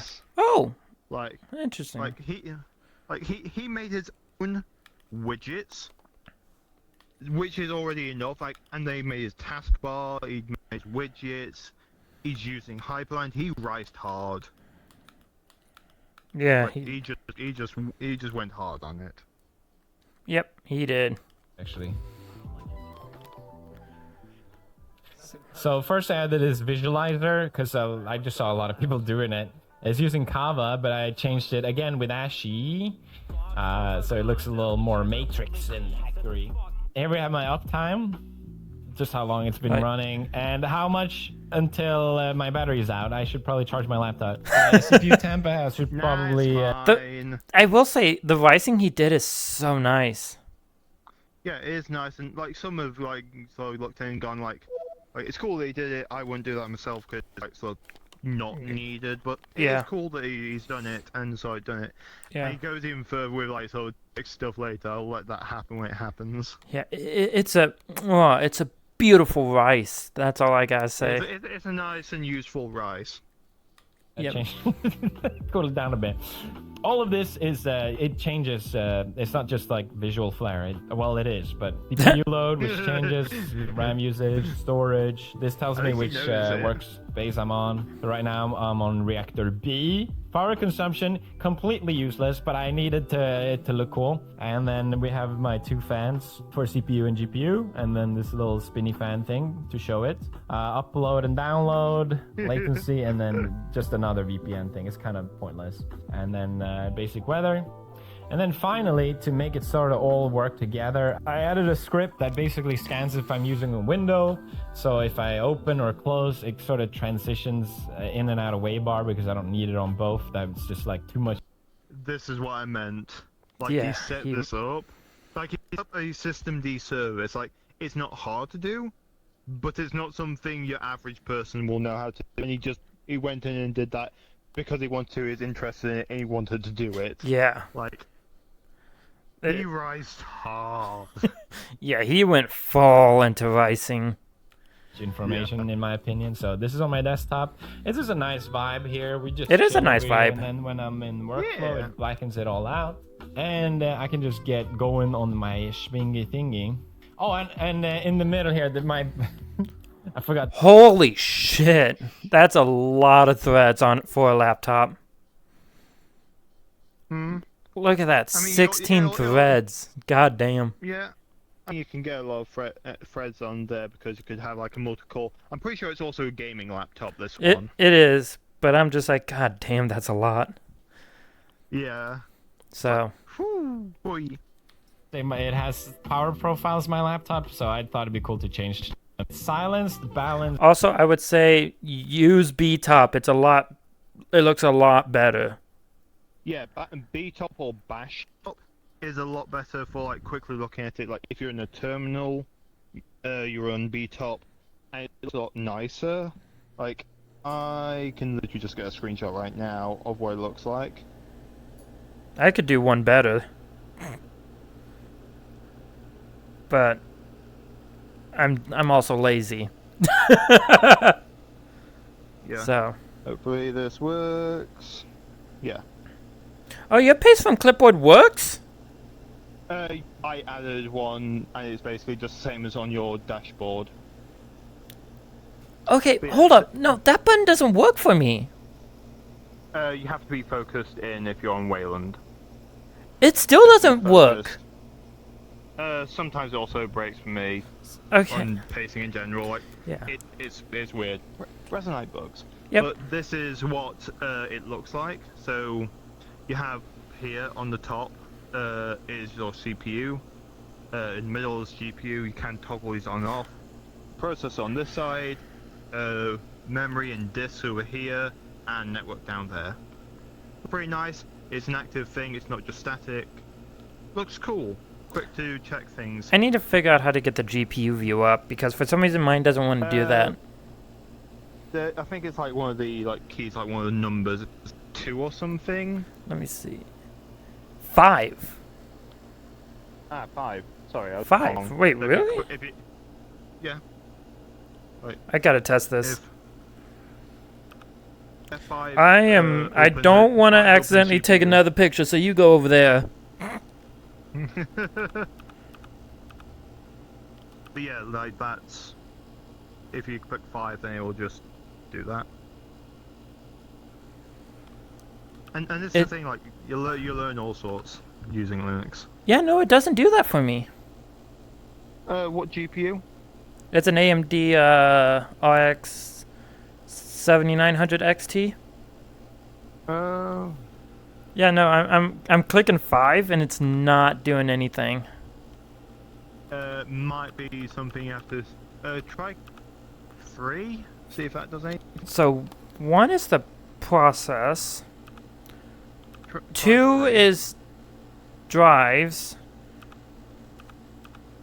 3 is networking. Okay. it's not 4 that is then. process, and then 5 does nothing. You might need to check 6. the options for BTOP then. If you press escape, it brings up like so like cool to like Yeah. options Yeah. menus. Like it's cool. But yeah, like you can have cool little tools like this that are pretty nice looking, but also pretty functional in the terminal. Like it can look pretty good. Like you can even like with like certain things, you can just load an image in the wait, terminal, no. like, just a straight up image. Wait. Is it? Hold on. ISMI measure piece. Wait. What? What's that set to? That's set to true. True. So mine is true, default true. Yep, same here.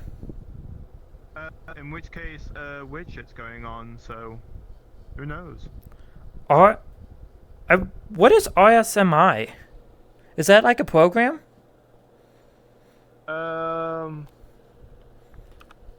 RSMI. Hold on, let me see. Yeah, dash. SY. Let me see if this pops up with anything. Yeah. We're so close to the end of the video, but it's just like we're going on tangents left, right, and center. Oh my god.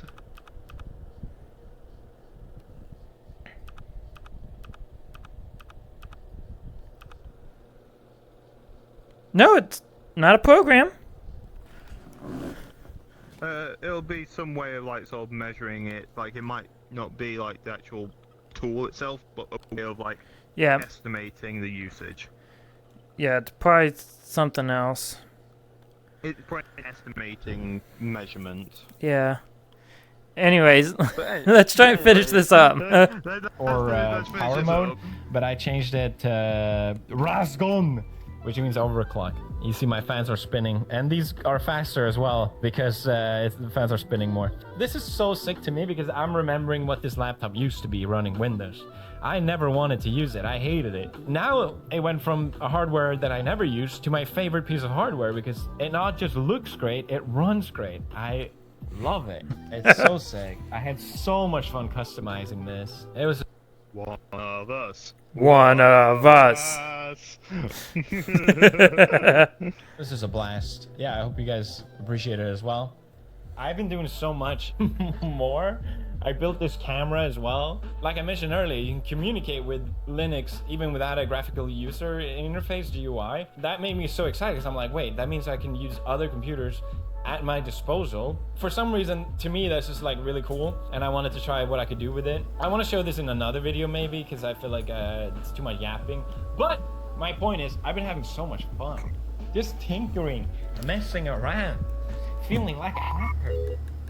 But I gotta be real as well. Linux is not perfect. There's a lot of issues. A good example is, again, my laptop. When I first installed Arch, none of my F keys worked. Actually, sorry, 3 out of 12 worked out of the box. So I had to spend a long time bringing them back to life. For me, it was kind of fun. I was like, oh, got another one working. Like, okay, let's move on to the next one. But I can imagine for a lot of people that just want things to work, you know, maybe this is not for you. And maybe it should work, you know? I think since Linux is not as popular on desktop as Windows or Mac, this is just the reality. There's just not enough support for it. On Linux, if something doesn't work, it's kind of up to you to fix it. And yeah, that's just how it is. I was trying to update my drivers for my GPU, and I got a black screen 6 times, and I had to do a hard restore every time. It's, you know, not the most fun thing in the world. There are other things I could rather be doing, which is why I need you to install Linux, so the more people we can get together, the better Linux becomes. And I get it now. Like, that's why people were so excited about me using Linux. Because Linux is not a product, it's a platform. And it also already exists everywhere. NASA, SpaceX, it runs on Linux. All the supercomputers, your TV, your smart fridge, your phone if it's Android, it's all Linux. Yeah, just it's all Linux. I love Yes. how, first off, using the old SteamOS wallpaper. Secondly, Docker. Yeah. Docker's not technically Linux. It runs on Linux. It And, like, primarily runs on I Linux. mean, yeah, like even like if you use it on Windows, then it'll typically for anything useful, it'll run connected to WSL to get to a Linux environment where it can run Linux containers. Yeah. That's how it works. It uses it as a virtual machine to run actual Yep. Docker rather than Windows Docker. Yep. But yeah, no, he's right in that Linux is used pretty much everywhere. Yeah, like it's used everywhere. Like all sorts uses Linux, and Yeah. like it's good to sort of use. Like I said, like he's not a tech person, but he did all this to like sort of try it and see and just sort of like experiment and fuck around and find out. Yeah. Like at the start, like it was like completely sort of like just slightly inept with the hardware side of things, but it's like with software, like it's problems like it's like I like to say with programming that it's one part like sort of like problem solving, breaking down a problem into smaller problems you can solve, and then one part is just syntax, like literally how you do the thing. But syntax you can Google, you can just search it up and be like, okay, how do I do this? How do I do that? How do I do this other thing? Like you can just search that, but it's that problem solving that a lot of people are able to do. Like I would say most people could program. It seems like it's a loose. It's that syntax Yeah. that people get a little bit confused with. Like, it's the one reason I don't like JavaScript and Rust is because they have that syntax that's kind of floaty. It's not explicit, you know? I find that Rust syntax is pretty explicit with To be things like its well, type, and it's very explicit I with should what it allows and what it doesn't. I should be more specific in that from the snippets of Rust I've seen. Because I've seen snippets of Rust, but I haven't fully, gone into Rust. I think I tried it once and just got annoyed, though. I will turn you into a Rustation. Good luck. Because I've had It's nice. Rust is nice. I've had people try and get me to use Go. I've had people try and get me to use Python. I've tried people try and get me to use JavaScript, TypeScript, Yeah, like, and every single time I come back to C#. I won't deny that like Rust does have like different rules for things that don't really exist in other languages. Like Rust doesn't have this idea of null. Like null was basically said by the person that created it, by the person that created null. They said it was the $1 billion mistake. Like that's how like null can just fuck shit up. Actually, The creator of null basically said called it the $1 billion mistake, and basically sort of wish it didn't do that. Rust doesn't have null; it has options instead. So I actually if you want like to say null. Nothing. Like with Rust, you have instead options. So it's basically a wrapper around it to be like there's the something here, so some of something, or it's none. There's nothing here. Stop looking. This isn't anything. Like it's not like if it's a pointer, then it could be a null pointer or something like that. Like it's not null. It's not a null pointer. It's nothing. There's nothing here. So, And that on its own eliminates a certain class of bug. It just doesn't happen. And then other things with Rust prevent other typical problems with like memory. Like it is absolutely possible in Rust to have a memory leak. I had a funny one where I was programming something and it was leaking gigabytes in like a few seconds because I was screwing up on something. If you're dumb, you can still like crash a computer with it, but if you're smart and you like lay things out, you can basically make bugs impossible. You can make like if you keep an eye on like state and do it as a state machine, you can basically make sure you never run into unexpected territory. Like, if you never allow it to go into that state, it never goes into that state. So you don't need to worry about it. The thing It's that kind of thing that's cool. The thing I will say is that I like Null because it is a way for the program to kind of just be like, "What, you fucked up," you know? Yeah, like with that, like, that's a program basically saying you fucked up. With Rust, it's basically, okay, if you're basically saying like it's something or nothing, then the program has to handle it. Like, you can do like unwrap, which basically just pulls it out if there's a like if it's nothing and you do unwrap at runtime, it will just crash. Like, it will like do an like, not exception, but that's the closest thing I can think of, where it just sort of cascades upwards and until it reaches the end, like back up to like the root of the application, and then exits that. Like, if you don't handle it. But with options, like, handle it or pass it along is the strategy. The other thing I'll say is memory safe does not mean you won't have memory issues. Yeah, like as I said before, like, it's still possible to have memory leaks. Memory safe means that all that means is if you have a pointer pointing to something and that thing disappears, you no longer have that pointer. It just doesn't exist. Like, you can't have a use after free where you free up memory, your thing doesn't exist there, and then... But you're still holding on to the pointer. And you're still holding on to the pointer, use after free, a bastard. Like, that doesn't exist here, but like I said earlier, like, what I had was, I was creating a new string, and then I was going into an infinite loop.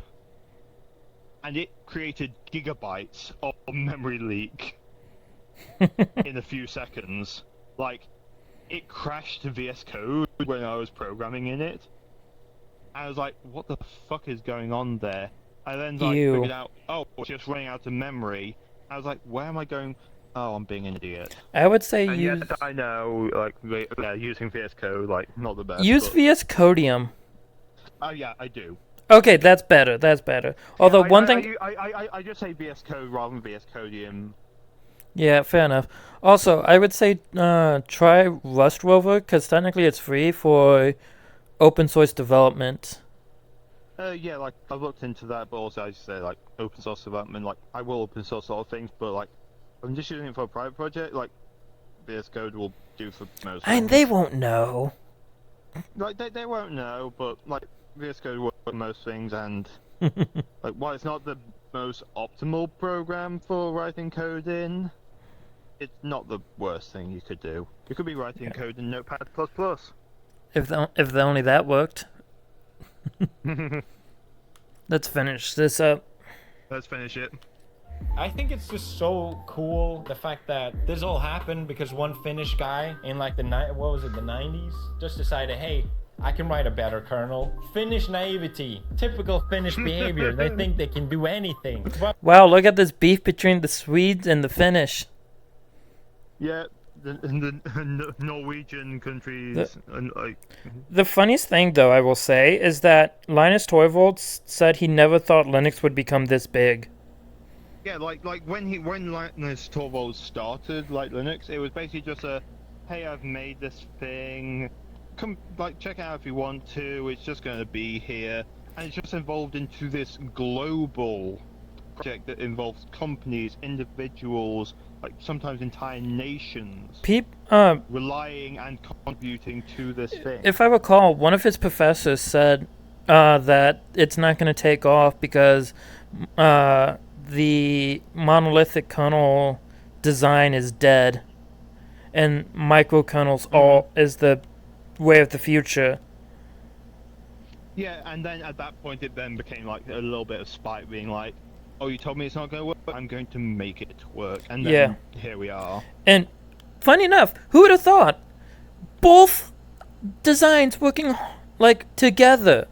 Because Linux is monolithic for the most part, but it has attributes of the microkernel architecture. Like, you can load drivers into You can dynamically load drivers into the kernel. Yeah, like there's DKMS. Yeah, DKMS. Like, yeah, like you can always like add things on. Like that's how NVIDIA do their drivers. The bastards. Yeah. The NT kernel is an example of a microkernel, because it only has basic drivers, and then you load every other driver on top of that. So the NT kernel is a microkernel. Like it's minimal, like so like to get all the other drivers on top and all the like minimal functionality to get user space. Yep. So. Without that, things would have been very different. At least there wouldn't be an alternative, and I just think it's so cool that people saw what it did, got excited, and wanted to join in. So please, consider joining in. Now, if you're even just a little bit curious, I recommend trying Linux. Maybe try dual booting it if you're not sure. You can still keep your Windows, or whatever. You're gonna kill it later. You might as well kill it now. Bust it up, break it, get upset. On Linux, I feel alive at last, at long last. Thank you for watching. Yeah. Let me just type out my goodbyes. Yep.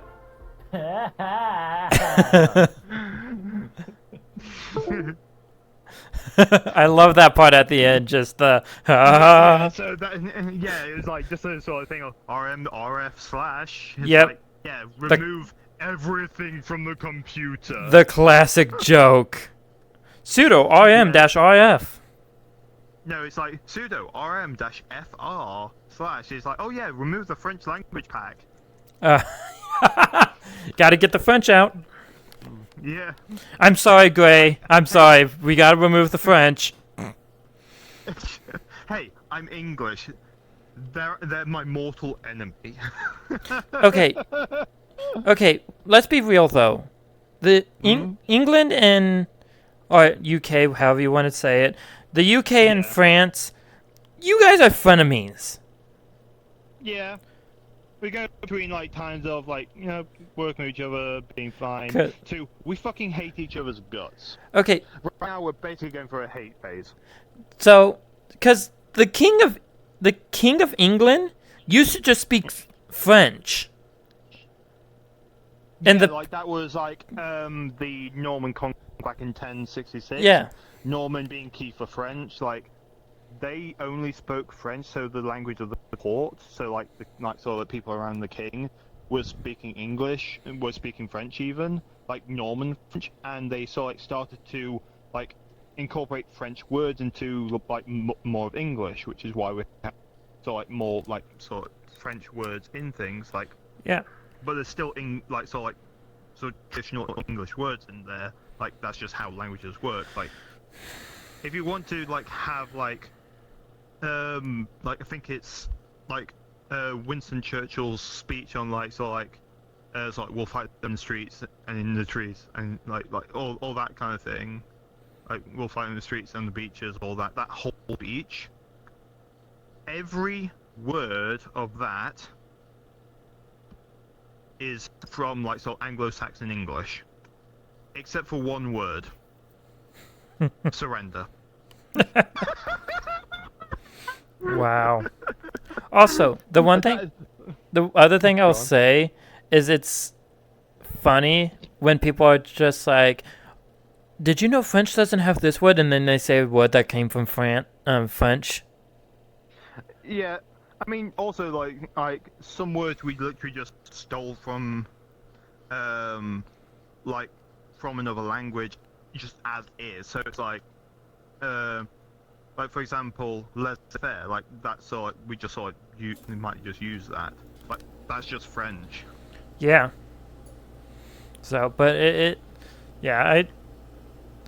it's hilarious. But anyway, like it's so cool that PewDiePie has switched over to Linux. Yeah, it's cool that it has done that. I will say though that some people have like decided to like sort of like hate on it and be like trying to say that his fans aren't welcome in like sort of open source and Linux. And it's like, okay, so on one hand you're going to be complaining that people aren't using Linux, and then when someone does bring people to Linux, you're going to tell them off for using it. this isn't how you get more people to use it. This So is people to look at you as elitist scum. here's Which a lot of things can turn into. my thing is if someone is acting elitist, ignore them. Just ignore them. Yeah. Because they're just looking for attention. But it's like things like if someone's being elitist and looking for attention, like trying to do that kind of thing, or be on like their so quote unquote right side of history sort of thing, like if you get to like sort of limit Linux to things like, I understand like Felix's history isn't exactly the best. Yeah, no, it definitely is Given not the some of best. things that have happened, but his influence is something that Linux has sorely needed. And Yeah. that video was a mainstream video. Like it was it was a Linux video by like an average person. Like it was just someone that's like, oh, I'm just sick of Windows. Is there something else I can use? And he just went down the rabbit hole of it as a normal user, and did some things that even like pretty experienced Linux users wouldn't ever do before. Yeah, like I didn't know systemd analysis was a thing. Yeah, like I did either, and like a lot of things in there, like people didn't know was a thing. Like, I definitely have critiques on his character, but besides that, like the video, I would say is pretty well done. The only thing I would probably say is that he riced Linux Mint hard too. And I would have, if I was him, I would just kind of shown more like a stock Linux Mint install, you know? I mean, like even like the But- stock or rice, like it's like still like he showed off like sort of writings like customizability Yeah. of like Hyperland, and obviously like seeing that kind of thing, like some people try Hyperland, some people won't end up using it and go on something else, but even then like they'll have that idea of customizability is sort of like core in Linux, that Yeah. yeah, you can just do that, you can just customize it or swap between things if you don't like it. I don't It's a thing you can do. like GNOME, so if I'm like Yeah, whenever I I have hate to it. like install a distro or anything that uses GNOME as default, the first thing I do is I'm like, well, I know I can install Plasma, so I just do install Plasma, and then boom, I'm in a DE that I am better at. Which is like the reason I like the sort of like separation of the distribution and like the desktop look, because Yeah. like the appearance of it, like that doesn't like sort of tie to a specific distro. Like, Yeah. it's all open. It's all open. Like if you want to have like GNOME on Arch or KDE on Ubuntu or Cosmic on Red Hat, like that, you can do it on basically anything. Like you can mix and match whatever you want. A distribution, all that changes is how you get your software, how it's distributed to Yep. you. That's the only thing, and the tools that you use for that distribution. Everything else will be the same. Yes. Also, The only case in which that isn't true is NixOS, but that's weird. yeah, NixOS is kind of its own little beast. I will also say that the stream started late and it's going to be ending early. I know it's not my usual, usual Friday stream of like 8 hours. Yeah. So I I am sorry about I mean, I that. Yeah, I'll also need to be heading off It's soon, so 'cause, like, that'll be it's- me gone. It's like what, 3 in the morning for you? Yeah, like 3:20. Like it's like what, like 3:30 for you, because you're like an hour Yeah, behind CEST. Yeah, like I'm like normally GMT or BST. BST is Yeah, GMT +1, which is UTC +1, and yeah, it's like 3:20 in the morning right now. yeah. So, So it's late here. yeah, I'm here talking Linux because Linux is good. Linux should is try cool. it. Yeah, you should definitely try it. And Yeah, like the- you can always try it. Stick it on, like, grab like 8 gig USB stick. That'll basically fit any Linux ISO you want onto it. if you And chuck that on there and try it out. if you have any issues, I know there's r/Linux questions. I believe they even have a Discord too. Check out the Arch Wiki. Even if you're not running Arch, check out the Arch Wiki. Just be aware that if they talk about a package manager or any packages, like specific packages, it may differ on your distribution. Yeah. But the Arch Wiki and Gentoo Wiki, great resources for learning stuff. Yeah, like Gentoo Wiki is very well sort of detailed, and art is also similarly detailed. Sometimes it misses out, sometimes it doesn't. Like, they're good resources to use no matter what. Yep.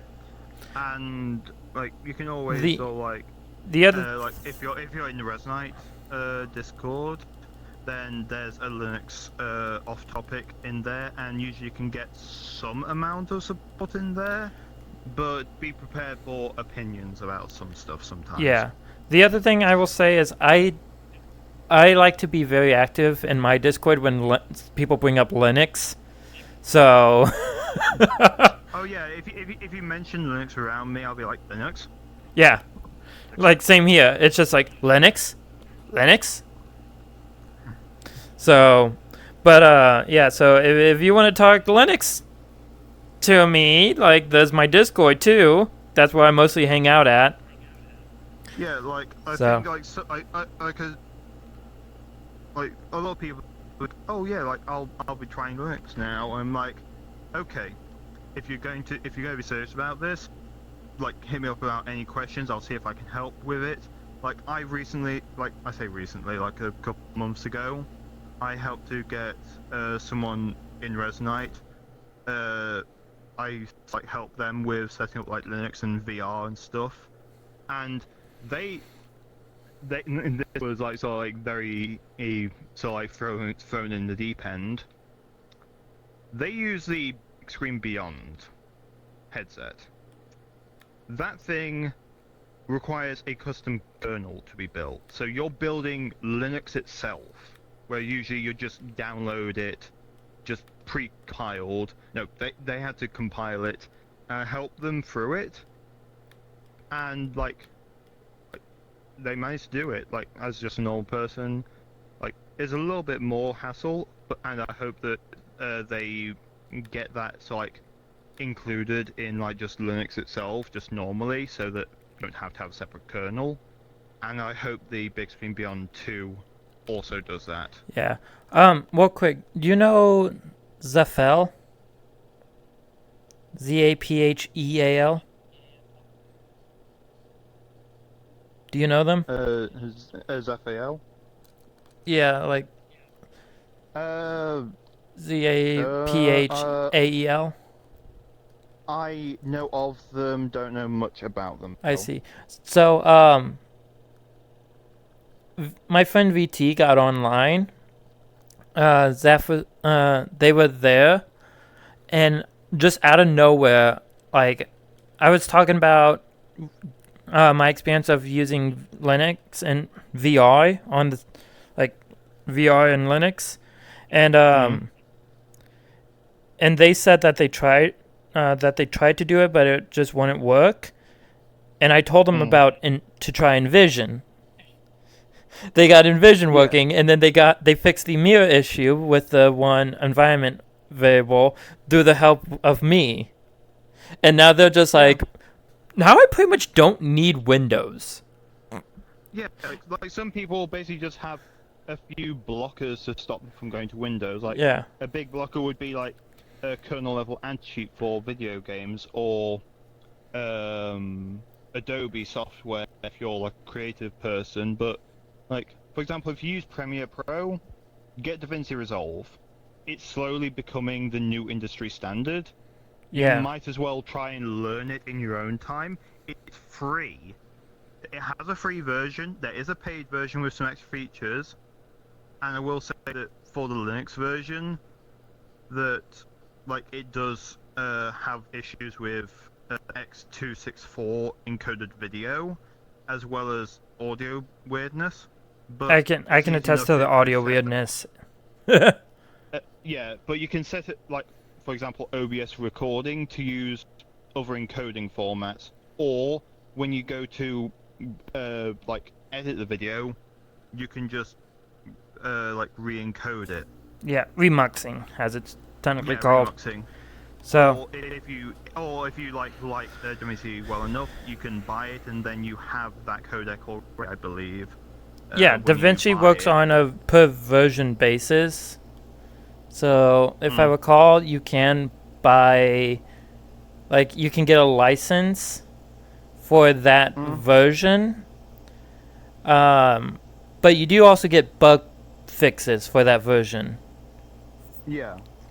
So it's not like Adobe where it's just like once 2025 releases, we're not supporting 2024 at all anymore. Yeah.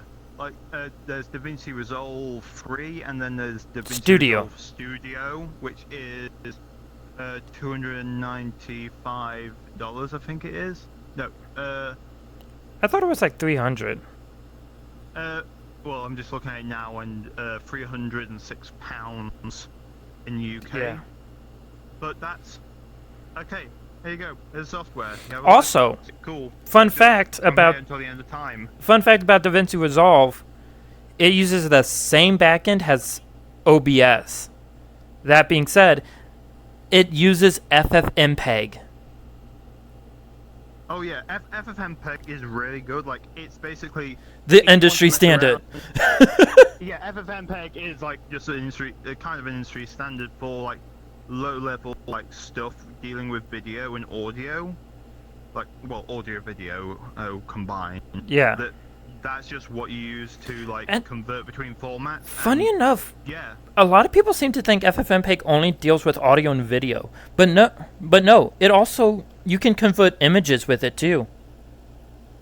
yeah, like it's not the best.